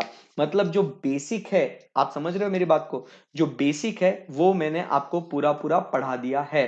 सो ये जो भी आपके बेसिक्स है, ये आपके इस बेसिक एकदम सारा सुपर्ब चार्ट में कवर हो जाता है, राइट। सो यहां तक आपको कॉन्फिडेंस है क्या, बताओ मुझे, यहां तक कॉन्फिडेंस है क्या, यहां तक कॉन्फिडेंस है क्या, क्योंकि फिर इसके बाद जो मुझे शुरू करना है बॉस, वो मतलब है स्टैंडर्ड्स, और वो एकदम इतना मतलब ऐसे 5-5 10-10 मिनट में एक एक कॉन्सेप्ट को निपटा दूंगा ना, आप बोलोगे माँ कसम इतना इजी आज तक कभी हुआ नहीं सर हमारे लिए। बराबर कि नहीं? सारी क्लासेस की बातें आपको याद आ जाएगी, जिन्होंने क्लासेस नहीं करी है मेरे से उन्हें भी वो उनके क्लासेस की बातें याद आ जाएगी, और जो सेल्फ स्टडी कर रहे हैं तो भैया उनके लिए आगे पढ़ने के लिए बहुत आसानी हो जाएगी। तो अपने को सबको साथ में लेके चलना है, एकदम माहौल जमाना है, बस अपना इंटेंशन एक ही है कि सब लोग बहुत आगे बढ़े, बराबर कि नहीं? नाम रोशन करे अपना, राइट? ओके, सो भाई यहां तक अगर कॉन्फिडेंस बैठा है आपको, तो मुझे दनादन लाइक चाहिए वहां पे, तो फिर मैं आगे बढ़ेगा, क्योंकि मेरे को तो भैया यहाँ पे जब मैं physical face to face class पढ़ाता हूँ तो बच्चा लेक्चर के बाद आके बोलता है सर एकदम जोरदार पढ़ाया, सर माहौल एकदम, सर कॉन्सेप्ट बॉडी के अंदर चला गया, तो वो फील होता है। अब यहाँ पे आप तो ऐसे आके बोलोगे नहीं मेरे को, क्योंकि अपन फेस टू फेस थोड़ी है ना, तो ये मुझे पता कैसे चलेगा कि आपको जमा है ये 100% एकदम माहौल बना है। तो भैया वो लाइक का बटन है, इसका kill that like button, so that my confidence goes up, I will give you more confidence. तुम मुझे कॉन्फिडेंस दो, मैं तुम्हें और कॉन्फिडेंस दूंगा। सर कुछ भी बोल रहे हो आप, पढ़ाओ। ओके, चलो, सुपर। सो अब यहां से हम लोग शुरू करेंगे नेक्स्ट स्टैंडर्ड्स का सीरीज शुरू होगा है दोस्तों। सो चलो फटाफट फटाफट फटाफट स्टैंडर्ड्स का सीरीज शुरू करते हैं। Okay, so without wasting time let's go ahead. अब मेरा बच्चा हम लोग बात कर रहे हैं पहला स्टैंडर्ड जो है एसए नंबर 580। भाई एकदम सिंपल है, क्लास का डिबेट पूरा याद आ गया होगा आपको, एकदम आराम से। अभी जो है ना, मैं जो बोल रहा हूं अभी ध्यान से सुनना, अभी लिखना विखना कुछ भी नहीं है। स्टैंडर्ड के बारे में जो भी मैं बोलूंगा वो आपने सुनना है। अभी आपने कुछ भी नहीं करना है, सिर्फ मैं बोलेगा और आप सुनेगा, और कुछ भी नहीं है, ठीक है ना? मैं बोलेगा और आप सुनेगा, और कुछ भी नहीं करना है, ठीक है ना? इतना भारी बोलूंगा, ध्यान से सुनना, देखो, क्योंकि अब तुम समझो मैं मजाक नहीं कर रहा हूं। नंबर ऑफ पेजेस, इस ये चैप्टर बहुत बड़ा है, you can not cover it in like 1 hour 2 hour. तो अब अपन इतना टैलेंट है अपन में कि अपन इसको कवर करेंगे, कभी घमंड नहीं किया अपन ने। तो बेटा अब तू फोकस कर, और जो मैं बोल रहा हूं ना उसको एकदम ऐसा बॉडी के अंदर डाल, एकदम कॉन्सेंट्रेशन के साथ सुन। रेडी? यस। सो हम बात कर रहे हैं एसे नंबर 580 रिटर्न रिप्रेजेंटेशंस की। ध्यान से सुनना, व्हाट इज रिटर्न रिप्रेजेंटेशन और ये कैसे काम में आएगा। Return representation is basically a document. ध्यान से सुनिएगा प्लीज, अभी अभी नो चैटिंग, नो चैटिंग। हाँ अभी बस अभी चुप बैठने का, एकदम चुप, एक कमेंट नहीं आना अभी, एकदम चुप, सिर्फ और सिर्फ कॉन्सेप्ट पे फोकस। अभी एकदम पॉज हो जाओ, नहीं तो चैट डिसेबल हो जाएगा, क्योंकि अब मुझे क्या चाहिए, कॉन्सेप्ट के ऊपर आपने फोकस करना है। ओम भाई ये नोट्स नहीं मिल सकते हैं, ये आपने लिखना है और खत्म हो गई बात, बार बार मत डिस्टर्ब करो। कम ऑन, अब मेरे को बहुत भारी बोलने का है, मेरा रिदम मत ब्रेक करो। ये नोट्स मैं कैसे ओपन नोट्स दे सकता हूं भाई, अभी मैं पढ़ा रहा हूं इतना जोरदार। ये नोट्स बाद में, ये देखना तेरे लिए छोटा कर लिया, इसका स्क्रीनशॉट मार ले भाई, ये सब किसके लिए कर रहा हूं, या पढ़ाते पढ़ाते लिख दे इसको। मैं चैट इसके लिए ऑन रखा हूं सो दैट अगर आपको कुछ कॉन्सेप्ट में क्वेरी है, आपको चाहिए कि उसमें कुछ आपको एलैबोरेट करके चाहिए, इसीलिए वो चैट ऑन है, फालतू टाइम पास के लिए नहीं है। Come on, now I have to teach you, correct है? Focus now. मुझे डांटने मत लगाओ, बहुत डेंजर आदमी है मैं, हाँ डरो मुझसे भाई, बहुत भयंकर। ओके, चलिए, सो अब मैं पढ़ा रहा हूं, फोकस करिएगा। हम बात कर रहे हैं रिटर्न रिप्रेजेंटेशंस की। अब मैं सारे चैट्स को इग्नोर करते हुए अब सिर्फ आप ही के साथ बातें करूंगा, और मैं यहां पे अभी पढ़ा रहा हूं ऐसे नंबर 580 रिटर्न रिप्रेजेंटेशंस की। रिटर्न रिप्रेजेंटेशंस की जब मैं बात करता हूं तो हम बात कर रहे हैं किसके बारे में, ऐसे number 580। When we talk about written representations, first try to understand what is written representation. तो मेरा बच्चा, written representation is the information which is provided to you. You are auditors. Written representation is the information provided to you by the management. Now, what is the use of that information to you, which is given to you by the management? आपके लिए क्या फायदा है उस information का जो management ने आपको दिया है? तो भाई इसका फायदा एकदम सिंपल है। नंबर 1, जो ऑडिट एविडेंस आपने ऑलरेडी ऑब्टेन किया है, बराबर के नहीं, उसी एरिया को कंफर्म करने के लिए आप मैनेजमेंट से क्या करते हो, रिटर्न रिप्रेजेंटेशन लेते हो। सेकंड पॉइंट क्या होता है कि आपको एक एविडेंस से आपका मन नहीं भरा है, आपको अधिक एविडेंस चाहिए, आपको और एविडेंस चाहिए। तो to seek additional evidence you also rely on what, written representations. So number one क्या कहता है, to confirm the existing matter और to obtain additional evidence we use SA 580 written representation. आई बात समझ में? So written representation is also considered as what, your audit evidence. यहां तक बात पहुंची। Written representation is also considered as what, your audit evidence. Now, when we go ahead and discuss more about written representations, so one important point that comes to our mind is कि written representation is used as audit evidence but exclusively cannot be used as audit evidence. Written representation हम लोग audit evidence के तौर पे उसको हम लोग use कर सकते हैं, कोई डाउट नहीं है, बट सिर्फ और सिर्फ रिटर्न रिप्रेजेंटेशंस को यूज करना, बाकी कोई और ऑडिट एविडेंस ऑब्टेन ना करते हुए, तो ये चलेगा नहीं। आई बात समझ में? Because return representations on their own, on itself do not provide what, sufficient and appropriate audit evidence. Clear है एकदम बात? यस। रिटर्न रिप्रेजेंटेशंस की जब हम लोग बात करते हैं तो सर रिटर्न रिप्रेजेंटेशंस लेना किससे? रिटर्न रिप्रेजेंटेशन लेना है मैनेजमेंट से, और मैनेजमेंट में वो लोग जो इन्वॉल्व है फाइनेंशियल स्टेटमेंट्स को बनाने के लिए या जिनको नॉलेज है। आई बात समझ में? कभी कभी दूसरे लोगों से भी हम लोग ले सकते हैं जो उसमें इन्वॉल्व है, अगर मैनेजमेंट अपने को बोले तो। खत्म। ऐसे 580 रिटर्न रिप्रेजेंटेशन इतना ही कहता है मेरा बच्चा। आई बात समझ में आपको? तो सिंपल सी बात है, written representation is an audit evidence but can not be exclusively used as audit evidence. It can be used to support audit evidence और it can be used to obtain what, additional audit evidence. It is to be taken from the management who is responsible for preparation of financial statements. Right, done. ये हो गया अपना एसे number 580। बस इतना ही है। इतना page आपको दिखेगा लंबा चौड़ा, जैसे मैंने कहा था किसी और से भी ले सकते, तो वो एक्चुअली हो सकता है जो वो एक्चुअल वैल्यूएशन में इन्वॉल्व होगा, स्टाफ इंजीनियर्स जो टेक्निकल चीजों में इन्वॉल्व होगा, अपना इंटरनल लीगल काउंसिल होगा, वो सारी चीजें होगी। आई बात समझ में? यस। तो अब यहाँ पे एसे 580 होने के बाद अब हम लोग आगे बढ़ते हैं और अब हम बात करेंगे एसे नंबर 501 में। किसकी बात करेंगे अभी अपन बच्चा? एसे नंबर 501 की। ऐसे 501 में हम लोग तीन बातें देखते हैं। हम लोग बात करते हैं, एक है इन्वेंट्री, दूसरा है लिटिगेशन एंड क्लेम, एंड तीसरा है सेगमेंट इंफॉर्मेशन। अपने आईसीआई के मॉड्यूल में अपने को ऐसे 501 में सिर्फ इन्वेंट्री और लिटिगेशन एंड क्लेम दिया गया है। Okay okay. अभी हम लोग बात करेंगे ऐसे 501 की। ऐसे 501 में हम लोग क्या कहते हैं, ध्यान से सुनिएगा मन लगा के। Audit evidence specific considerations for selected items. किसकी बात करते हैं हम लोग? Audit evidence specific considerations for selected items. Audit considerations, audit evidence specific considerations for selected items. उसमें पहला आइटम जो हम लोग सिलेक्ट करते हैं वो है अपना कौन सा? इन्वेंटरी। कौन सा आइटम हम लोग को सिलेक्ट करना है? सबसे पहले इन्वेंटरी। अब जब हम लोग बात करते हैं इन्वेंटरी की, सो एकदम समझने की कोशिश कीजिएगा कि मुझे इन्वेंटरी में जब हम लोग बात करते हैं तो फर्स्ट ये ऐसे 501 कब एक्टिवेट होगा, पहले आप समझने की कोशिश कीजिएगा। ऐसे 501 ये कब एक्टिवेट होगा? कब कब कब एक्टिवेट होगा? एकदम आराम से। ऐसे 501 कब एक्टिवेट होगा? जब ये इन्वेंट्री आपकी मटेरियल होगी तब। ये इन्वेंट्री आपकी मटेरियल होगी तब ऐसे 501 होगा।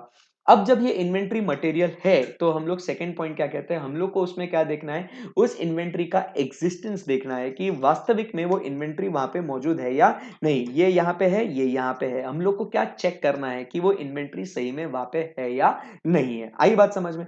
अब क्या होता है, कभी कभी इन्वेंट्री तो है सर, ये देखो ना सर, ये बक्सों में तो है ना, हमारा स्टॉक है ना सर इसके अंदर। आई बात समझ में आपको? अब ये बक्सों में हमारा स्टॉक है, बट इस बक्सों के अंदर जो हमारा स्टॉक है उस स्टॉक का कंडीशन भी तो अपने को देखना पड़ेगा ना। उस स्टॉक का अपने को कंडीशन भी तो देखना पड़ेगा कि वो बराबर से है ना, इसको हम लोग यूज कर सकते हैं ना, ये सारी बातें भी तो देखनी पड़ेगी ना हम लोग को। यस। तो हम लोग क्या कहते हैं, ऐसे 501 क्या कहता है कि इन्वेंट्री जब हम लोग वेरीफाई करते हैं तो इन्वेंट्री के अंदर हम लोग को देखना है कि पहला वो मटेरियल होना चाहिए, फिर उसका एग्जिस्टेंस हमें देखना चाहिए, एग्जिस्टेंस के साथ साथ उसका कंडीशन भी देखना चाहिए। करेक्ट है ना? अब आपको ये बातें देखनी है। अब आपको ये बातें देखनी, आपको समझ में आ गया ना? आपको इन्वेंट्री मटेरियल है, उसका एग्जिस्टेंस और उसका कंडीशन देखना है। करेक्ट है ना? तो अब जब हम लोग आगे बढ़ते हैं और अब हम लोग क्या कहते हैं कि जब इन्वेंट्री की ये बातें देखनी है तो मुझे क्या करना पड़ेगा, मुझे इन्वेंट्री को फिजिकली मुझे चेक करना पड़ेगा। मैंने वहां पे साक्षात मैंने वहां पे मौजूद होना चाहिए। In actual I should be present over there to verify the inventory. आई बात समझ में आपको? At actual I have to check the inventory. Correct है ना? सो मैं क्या करूंगा, I will be present for verification of the inventory. तो उसमें देखूंगा कि मैनेजमेंट किस तरीके से इन्वेंट्री वेरिफिकेशन वेरिफिकेशन कर रहा है, जो स्टाफ है वो मैनेजमेंट के इंस्ट्रक्शंस को फॉलो कर रहा है या नहीं कर रहा है, अगर कहीं डिस्क्रिपेंसी है तो उस डिस्क्रिपेंसी को कैसे डील कर रहे हैं। आई बात समझ में आपको? तो ये हम लोग को अटेंडेंट वहां पे फिजिकल इन्वेंट्री को अटेंड करके ये सारी बातें हम लोग को चेक करनी है। अब सवाल ये आता है कि सर जब हम लोग वहां पे जा रहे हैं इन्वेंट्री को वेरीफाई करने के लिए, तो अब सवाल ये आता है कि सर मैं ये इन्वेंट्री को वेरीफाई करने के लिए कब जाऊं, बराबर कि नहीं? सर मैं ये वेरीफाई कब करूं? तो आप समझने की कोशिश कीजिएगा, inventory verification is technically done as on what, the balance sheet date, बराबर कि नहीं? क्योंकि हम लोग जो इन्वेंट्री का जो पोजीशन दिखाते हैं बैलेंस शीट में, हम लोग एज ऑन 31 मार्च दिखाते हैं, करेक्ट है ना? अब हम लोग क्या कहते हैं, हम लोग को कब जाना है? हम लोग को इन्वेंट्री वेरीफाई करने के लिए जाना है as on balance sheet date. But अब यहाँ पे क्या हो सकता है, as on balance sheet date दो बातें हो सकती है, एक तो it is not practicable for me और it is impossible for me, बराबर कि नहीं? क्यों? क्योंकि मेरे पास बहुत सारे क्लाइंट है, तो सारे क्लाइंट के यहाँ मैं इकट्ठा एक दिन थोड़ी जा सकता हूँ, सही बात है ना? या तो दूसरे केस में क्या है, मेरे लिए तो ये पॉसिबल ही नहीं है, करेक्ट है ना? अब अगर मेरे लिए ये पॉसिबल ही नहीं है तो अल्टरनेटिव ऑडिट प्रोसीजर्स परफॉर्म करो। आई बात समझ में? बट अगर आपको बैलेंस शीट डेट पे पॉसिबल नहीं है तो आप क्या करिए, आप कोई अल्टरनेटिव डेट पे आप जाइए और उस समय पे वेरीफाई कीजिए, और फिर बैलेंस शीट डेट और जो अल्टरनेटिव डेट जिसमें आपने वेरीफाई किया था, उन दोनों पीरियड के बीच में रिकंसाइल करके बैलेंस शीट डेट का स्टॉक आप ले लीजिएगा। आई बात समझ में आपको? बट अल्टरनेटिव प्रोसीजर्स भी पॉसिबल नहीं है सर। अब बैलेंस शीट डेट पे सर पॉसिबल नहीं था तो अल्टरनेट डेट पे देख लिया, बट सर अब मुझे वो पॉसिबल ही नहीं, कभी जिंदगी में वो पॉसिबल ही नहीं होने वाला है। आई बात समझ में? तो उस केस में क्या हो जाएगा, आपने आपका मॉडिफाइड ओपिनियन देना है एज पर एसए नंबर 705, और उसमें हम लोग कौन सा ओपिनियन देते हैं, डिस्क्लेमर ऑफ ओपिनियन और qualified opinion, because we did not obtain any audit evidence. आई बात समझ में आपको? ये बात हो गई मेरा बच्चा अबाउट इन्वेंट्री। क्लियर हो गया? बस खत्म हो गया। इन्वेंट्री में यही है, स्पेसिफिक कंसीडरेशन, यही खास बातें अपने को ध्यान में रखना है, करेक्ट है ना? इसमें एक बात और आती है कि अगर इन्वेंट्री किसी थर्ड पार्टी के पास रखा हुआ है, इन्वेंट्री किसी थर्ड पार्टी के पास रखा हुआ है, तो उस थर्ड पार्टी से आप सर्टिफिकेट ले सकते हो, थर्ड पार्टी के यहाँ पे जाके आप वेरीफाई कर सकते हो। आई बात समझ में आपको? Yes sir. फिर हम लोग बात करते हैं about what, litigation and claims की। किसकी बात करते हैं? Litigation and claims. लिटिगेशन मतलब डिस्प्यूट कुछ है और उस डिस्प्यूट से रिजल्टिंग कुछ लाइबिलिटीज अगर होगी तो उसको हम लोग कहते हैं क्लेम। हम लोग को देखना है लिटिगेशन एंड क्लेम्स। फिर से मैं आपको कह रहा हूं कि ये लिटिगेशन एंड क्लेम्स हम लोग कब देखेंगे, सबसे पहले अगर वो मटेरियल होंगे तो, और वो मटेरियल होंगे तो हम लोग लिटिगेशन एंड क्लेम्स देखेंगे। तो यहां पे हम लोग शुरू करते हैं इसका सेकंड पार्ट। सेकंड पार्ट क्या कहता है लिटिगेशन एंड क्लेम्स में, एकदम आराम से ध्यान से मन लगा के सुनिएगा। लिटिगेशन एंड क्लेम्स में हम लोग बात करते हैं कि अगर ऑडिटर को लगता है कि मटेरियल मिसस्टेटमेंट हो सकता है लिटिगेशन एंड क्लेम्स में, तो इसीलिए उसने क्या करना चाहिए, वो लिटिगेशन एंड क्लेम्स को उसने वेरीफाई करना चाहिए कि उसमें कुछ मटेरियल मिसस्टेटमेंट है या नहीं है। तो सबसे पहले वो मटेरियल मिसस्टेटमेंट है या नहीं है वो ढूंढने के बजाय सबसे पहले उसने चेक करना है कि भाई कोई लिटिगेशन एंड क्लेम है या नहीं है। तो वो कैसे चेक करेगा कि सही में लिटिगेशन एंड क्लेम है या नहीं है? तो वो क्या करेगा, सबसे पहले कि वो इन हाउस लीगल काउंसिल से पूछेगा कि भाई अपना कुछ लिटिगेशन एंड क्लेम्स है या नहीं है। वो एक्सटर्नल लीगल काउंसिल से पूछेगा, वो मैनेजमेंट से पूछेगा, वो मैनेजमेंट के मिनट बुक्स पढ़ेगा, या तो वो लीगल एक्सपेंस अकाउंट देखेगा। जब वो ये सारी बातें देखता है तो उसे पता चलता है कि litigation and claim involving the entity है या नहीं है।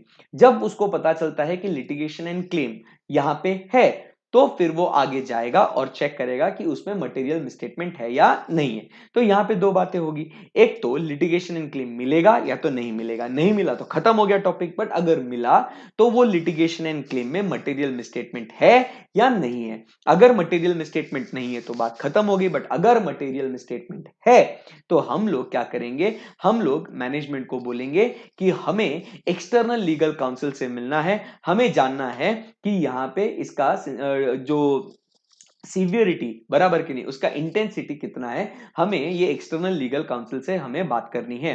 बट कभी कभी क्या होता है, एक्सटर्नल लीगल काउंसिल से मिलना आपको अलाउड नहीं होगा, या वो क्लाइंट अटर्नी प्रिविलेज कॉन्फिडेंशियलिटी के वजह से एक्सटर्नल लीगल काउंसिल आपको वो इंफॉर्मेशन नहीं देगा। तो उसमें भी कोई दिक्कत नहीं है, आपने अल्टरनेटिव प्रोसीजर्स आपने परफॉर्म करनी है, और वो अल्टरनेटिव प्रोसीजर्स परफॉर्म करने को अगर आपको नहीं मिलता है तो फिर से एज पर एस 705 आपने क्या करना है, आपने मॉडिफाइड ओपिनियन देना है एज पर एसए नंबर 705। खत्म हो गई बात। तो ये बात हो गई अपनी लिटिगेशन एंड क्लेम्स की। ओके, सो यहां तक लिटिगेशन एंड क्लेम में आपको कुछ क्वेरी है क्या? तो फटाफट आपकी क्वेरीज टाइप करके मुझे बताइए, नहीं तो फिर मैं आगे बढ़ता हूं और फिर मैं बात करता हूं अबाउट एसए नंबर 505। बताइए आपके लिटिगेशन एंड क्लेम या इन्वेंटरी वेरिफिकेशन में कुछ क्वेरीज है क्या?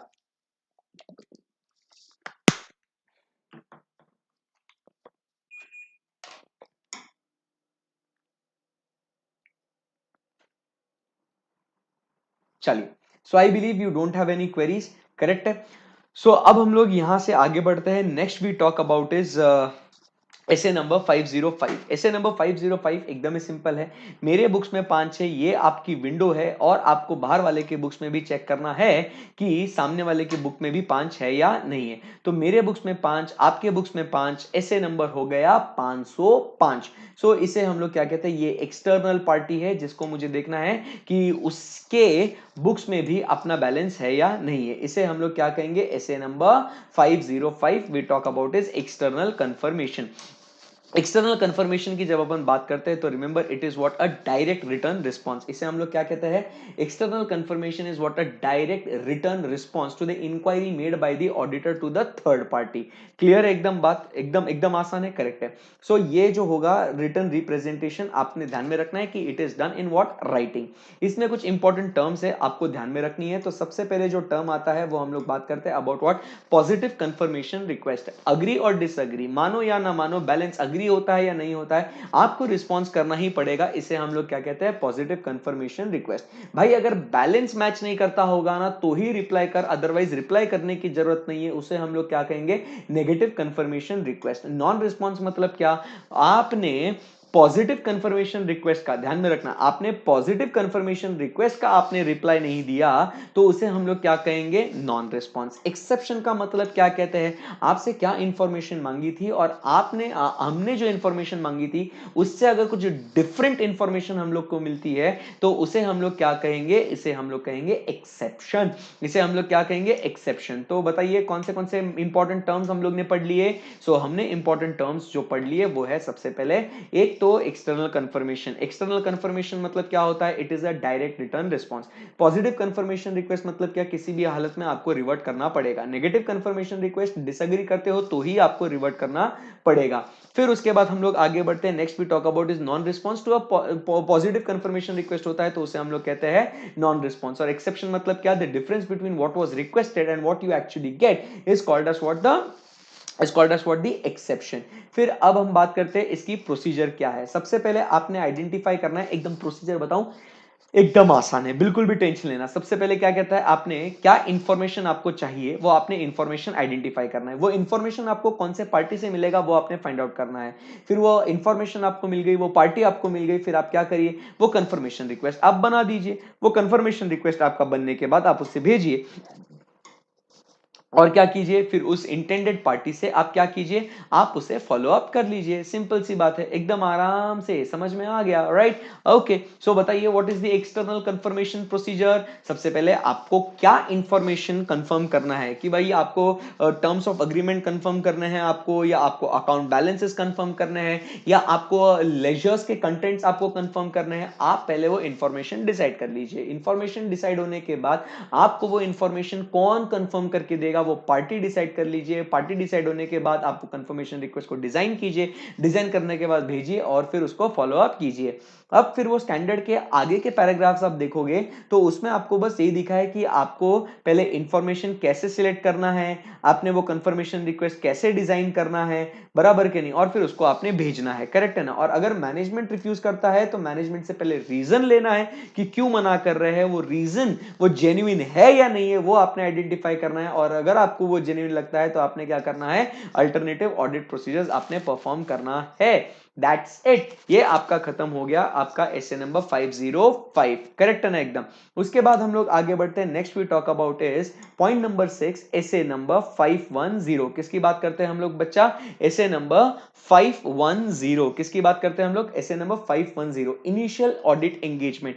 इसमें एकदम सिंपल सी बात है, इनिशियल ऑडिट एंगेजमेंट में आपने क्या देखना है? आपने देखना है ओपनिंग बैलेंसेस। आपने क्या देखना है? Opening balances. एंड आपने देखना है कंसिस्टेंसी ऑफ अकाउंटिंग पॉलिसीज। ये दो बातें आपने देखनी है। आई बात समझ में? और कुछ भी नहीं है। ऐसे नंबर 510 में, बराबर के नहीं, ऐसे नंबर 510 में आपको क्या बातें देखनी है? आपने देखना है ओपनिंग बैलेंस देखना है कि जो प्रीवियस फाइनेंशियल ईयर्स है उसके जो क्लोजिंग बैलेंसेस है वो करंट ईयर के ओपनिंग बैलेंसेस बराबर से बने या नहीं बने, वो एक बात आपको देखनी है। और सेकंड, जो आपके अकाउंटिंग पॉलिसीज है जो पिछले साल, उसके पिछले साल जो आप यूज करते थे वो कंसिस्टेंटली आपने उसे फॉलो किया है या नहीं किया। ये दो बातें मेन आपको देखनी है। करेक्ट है ना?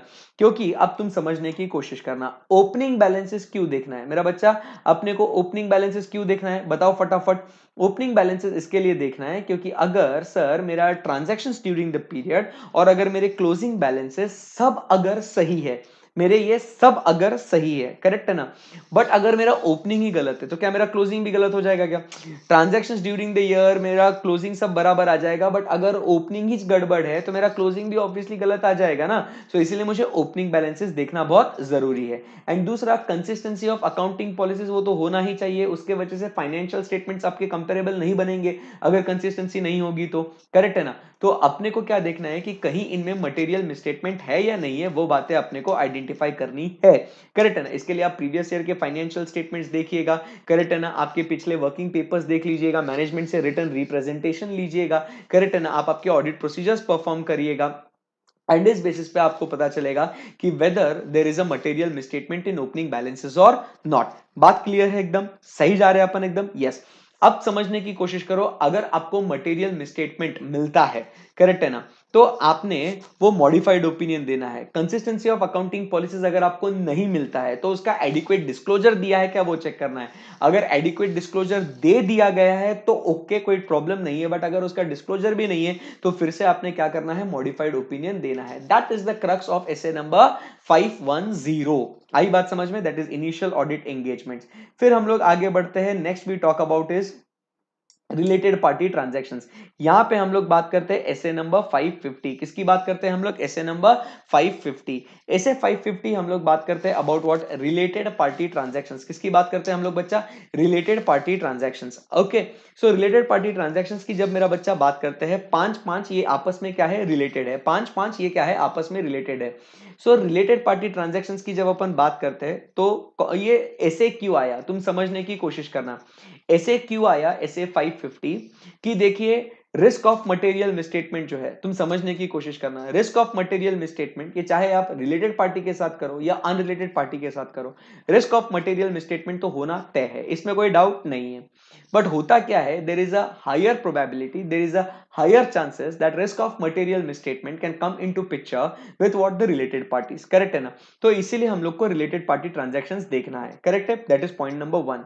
नंबर 2, इसे 550 दूसरा क्यों आया? क्योंकि एएस 18 जो है, एएस 18 बोलता है कि आपने रिलेटेड पार्टी ट्रांजैक्शंस को आपने डिस्क्लोज करना है। The name of the related party, the transactions entered into with the related party, the amount involve, ये आपने डिस्क्लोज करना है। करेक्ट है ना एकदम? सो ऑडिटर को यही बात देखनी है कि अकाउंट्स को कंप्लाई किया है या नहीं किया है, उसमें कहीं मटेरियल मिसस्टेटमेंट है या नहीं है, वो उसे चेक करना है। तो इसीलिए ऑडिटर ने ये प्रॉपर डिस्क्लोजर्स हुए हैं या नहीं हुए हैं, रिस्क ऑफ मटेरियल मिसस्टेटमेंट हुआ है या नहीं हुआ, ये चेक करने के लिए जो ऑडिट प्रोसीजर्स दी गई है, वो सारी ऑडिट प्रोसीजर्स दी गई है अंडर एसए नंबर 550। उसके अंदर अपन ने क्या करना है? मैनेजमेंट से पूरा लिस्ट लेना है कि भैया आपके रिलेटेड पार्टी ट्रांजैक्शंस कौन से हैं। करेक्ट है ना? That is point number 1, obtain a list from the management. Second point क्या करना है अपने को? आपने वो लिस्ट ऑब्टेन करने के बाद आपने चेक करना है कि वो जो ट्रांजैक्शंस है they do not carry any what? Risk of material misstatement. Correct है ना? तो आपने क्या करना है? Whether they give true and fair view or not, ये आपने चेक करना है by obtaining what? The list from the management. But इसमें क्या हो सकता है, आप समझने की कोशिश करो, ऑडिटर कैन नॉट क्या सारे रिलेटेड पार्टी ट्रांजैक्शंस को आइडेंटिफाई ऑडिटर नहीं कर सकता है, because it is a inherent limitation, क्योंकि जब वो क्लाइंट से मांगेगा तो क्लाइंट सारे आपको नहीं देगा, या सारे रिलेटेड पार्टी ट्रांजैक्शंस हम लोग आइडेंटिफाई नहीं कर सकते हैं। आई बात समझ में आपको? So this is what we talk about SA number 550, और कुछ भी नहीं है इसके अंदर। आई बात समझ में? वो डिस्क्लोजर्स प्रॉपर होने चाहिए, इसके लिए वो बातें अपन ने चेक करनी है। That is SA number 550। Concept of true and fair आप पढ़ लेना। फिर हम लोग बात करते हैं SA number 560, that is we talk about is the subsequent event. Subsequent event again, जैसे एएस 18 के वजह से एसए 550 आया, यहां पे एएस 4 के वजह से ये एक एसए आता है। Because of AS 4 events occurring after balance sheet date and before audit report, आज समझने की कोशिश करिएगा, एसए 560 आता है। तो if you are well versed with accounting standard 4, आपको एसए 560 पढ़ने में कोई दिक्कत नहीं आएगी। अब क्या होता है कि 31 मार्च बराबर के नहीं के बाद क्या होता है, कुछ इवेंट्स होते हैं, we call it as the adjusting और नॉन एडजस्टिंग इवेंट्स, करेक्ट है ना? अगर वो एडजस्टिंग इवेंट होगा, जो इवेंट 31 ऑफ मार्च के बाद हुआ है, बराबर के नहीं, but the conditions were present as on 31 of March, तो हम लोग को क्या करना पड़ता है, उसका इंपैक्ट हम लोग को करंट फाइनेंशियल ईयर में हम लोग को उसको डिस्क्लोज करना पड़ता है। सो यहां पे वही हम लोग को देखना है कि जो भी इवेंट बैलेंस शीट डेट के बाद हुआ है बट ऑडिट रिपोर्ट इशू करने के पहले अगर हुआ है, तो ऑडिटर ने उन सारे इवेंट्स को ध्यान में रखते हुए क्या करना है, उन सारे इवेंट्स को ध्यान में रखते हुए उसका फाइनेंशियल स्टेटमेंट्स में कॉग्निजेंस, उसको फाइनेंशियल स्टेटमेंट्स में कंसीडर किया है या नहीं किया है, ये अपने को देखना है, करेक्ट है ना? सो इसीलिए ऑडिटर ने सफिशिएंट अप्रोप्रिएट, देखिए क्या पढ़ा हुआ है, क्या लिखा हुआ है, ऑडिटर ने sufficient appropriate audit evidence obtain करना है कि अगर कोई भी इवेंट्स अगर हुए हैं जिसका एडजस्टमेंट की जरूरत है, वो एडजस्टमेंट बराबर से फाइनेंशियल स्टेटमेंट्स में रिफ्लेक्ट करे गए हैं या नहीं। अगर करे गए हैं तो कोई टेंशन नहीं है, अगर नहीं करे गए हैं तो हम लोग को फिर मॉडिफाइड ओपिनियन देना है। तो ये बात हो गई अपनी, ये अपना फाइनेंशियल पीरियड खत्म होने के बाद, मतलब रिपोर्टिंग पीरियड के अंदर। अब क्या होता है, ऑडिट रिपोर्ट देने के बाद, अब ये ध्यान से सुनना, दो इवेंट्स होते हैं इसके अंदर, एक बैलेंस शीट डेट से लेके ऑडिट रिपोर्ट के दिन तक, एक ऑडिट रिपोर्ट के बाद कुछ इवेंट अगर हुआ है तो, और वो अगर एडजस्टिंग होगा तो हमने फिर मैनेजमेंट को जाके पूछना है कि मैनेजमेंट, हमें कुछ ऐसा इवेंट के बारे में जानकारी मिली है जो आपके फाइनेंशियल स्टेटमेंट्स को अफेक्ट कर सकते हैं। तो मैनेजमेंट से पूछेंगे कि क्या आप इसके वजह से फाइनेंशियल स्टेटमेंट्स अमेंड करने वाले हो क्या? अगर वो बोलते हैं यस, तो उस बेसिस पे अपन ने अपना वो ऑडिट रिपोर्ट विड्रॉ करके अपन ने नया ऑडिट रिपोर्ट इश्यू करना है। आई बात समझ में आपको? This is what we call as SA number 560, बराबर के नहीं, events occurring after balance sheet date. And उसके बाद going concern assumption, one of the fundamental assumptions of accounting. वापस से ये आपके अकाउंट्स को अफेक्ट करता है, accounts get affected because of going concern. सही बात है ना एकदम? अब अकाउंट्स कैसे अफेक्ट होते हैं बिकॉज ऑफ गोइंग कंसर्न? अगर मान लो किसी कंपनी का गोइंग कंसर्न अजम्पशन वैलिड नहीं है, अगर किसी भी कंपनी का गोइंग कंसर्न अजम्पशन वैलिड नहीं है, तो उनके फाइनेंशियल स्टेटमेंट्स उनको बनाने पड़ेंगे at what, the realisable value, correct है ना? यही अपन अकाउंट्स में पढ़ते हैं कि their assets and liabilities should be shown on what the realizable value। तो अगर अपने को यहां पे चेक करना है कि क्या मैनेजमेंट ने बराबर से गोइंग कंसर्न अजम्पशन को, बराबर से मैनेजमेंट ने गोइंग कंसर्न अजम्पशन को बराबर से डिस्क्लोज किया है, मतलब बराबर से पहले तो चेक किया है कि नहीं किया, ये अपने को देखना है। गोइंग कंसर्न अजम्पशन कुछ वैलिड नहीं है, ऐसे कुछ इवेंट्स तो उनको मिले हैं क्या, और अगर मिले हैं तो उन्होंने उसका बराबर से टेक केयर किया है या नहीं किया है। तो यही सारी बातें अपने को चेक करनी है। That is what is SA number 570। ये यहां पे एसए नंबर 570 जो बात करता है अबाउट व्हाट, गोइंग कंसर्न। अपने को मैनेजमेंट से चेक करना है कि तुम्हें कुछ इवेंट्स मिले हैं क्या, फिर वो इवेंट्स को अपन ने चेक करना है, फिर उसके बेसिस पे फाइनेंशियल स्टेटमेंट्स रियलाइजेबल वैल्यू पे बने हैं कि नहीं बने, वो चेक करना है, और अगर नहीं बने हैं तो अपने को फिर अपना मॉडिफाइड ओपिनियन देना है। आई बात समझ में आपको? Yes, okay. सो ये बात हो गई अपनी एसए नंबर 570 की, और यही इसके अंदर एग्जांपल्स दिए हैं कि कैसे क्या करना है करके। ओके, सो भाई खलास, खत्म, खत्म। कौन सा टॉपिक, कौन सा टॉपिक? ऑडिट एविडेंस वाला। मजा आया क्या? अब फिर मैं आपको एक बात बताता हूं अभी। हम यहां जाएंगे YouTube पे, YouTube पे जाएंगे। आप तो YouTube पे ही हो, मैं आपको बता रहा हूं, ध्यान दीजिएगा। फिर यहां पे हम लोग टाइप करेंगे एसे 230, आपको दिखेगा टॉप पे, बाय हर्षद जाजू, करेक्ट है ना। सो आपको सो अब हम लोग बात ये लेक्चर 2 दिखेगा आपको, जिसमें करेंगे ध्यान एसे से सुनना। 230 ऑडिट टाइम है, टाइम क्या है? डॉक्यूमेंटेशन की। पहले समझना बहुत जरूरी है, याद हो जाएगा आराम से। 124.40, ये मैच है, जो स्क्रीन पे हो वो मैच हो, ठीक है ना। तो ऐसे 230 आपको देखना है, तो जो चैप्टर का स्टार्टिंग वाला पार्ट है, बराबर कि नहीं, ऐसे 230 ये आपका खलास। बोलो भाई, खत्म ना। ये पूरा पूरा ऐसे 230 पढ़ लेना, छोटू सा एकदम स्टैंडर्ड है ये, बराबर। और फिर बुक पढ़ लेना, तो उसके हिसाब से और थोड़ा एडिशनल इंफॉर्मेशन मिलेगा, और आपका खत्म। क्या बोलती पब्लिक, मजा आया क्या? इसी के साथ अपना ये वाला जो पार्ट है खलास, चैप्टर नंबर 3 ओवर। मजा आ गया, मजा। अरे शॉर्ट में क्या भाई, मतलब वो आधे घंटे का लेक्चर है, उतना देख ले, फिर शॉर्ट में क्या बताऊंगा मैं, ठीक है। So that's it for today, chapter number 3। I hope आप लोगों को बहुत मजा आया होगा। जो बच्चे लेट ज्वाइन करे हैं, आपको अगर कुछ दिक्कत आई होगी, कुछ स्टार्टिंग में नहीं होगा, तो ये लेक्चर पोस्ट होगा ही, करेक्ट है ना। तो ये लेक्चर पोस्ट होगा ही, तो आप समझने की कोशिश कीजिएगा, तो स्टार्टिंग का पूरा पूरा आप देख लेना, कोई टेंशन नहीं है, करेक्ट है एकदम। फिर से कहूंगा, प्लीज आप आपके दोस्तों के साथ ये लेक्चर जरूर शेयर करना।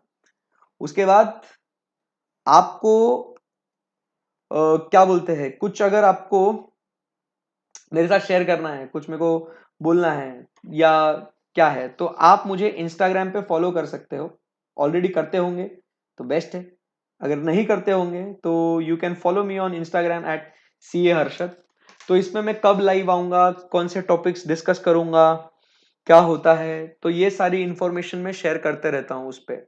मोस्टली पर्सनल लाइफ के बारे में ज्यादा शेयर करता हूँ, प्रोफेशनल कम। बट जब ऐसे कुछ अपडेट्स होते हैं, तो ये सारी चीजें भी मैं शेयर करता हूँ कि लेक्चर कब होगा, क्या क्या डिस्कस होंगे, ये सारी बातें।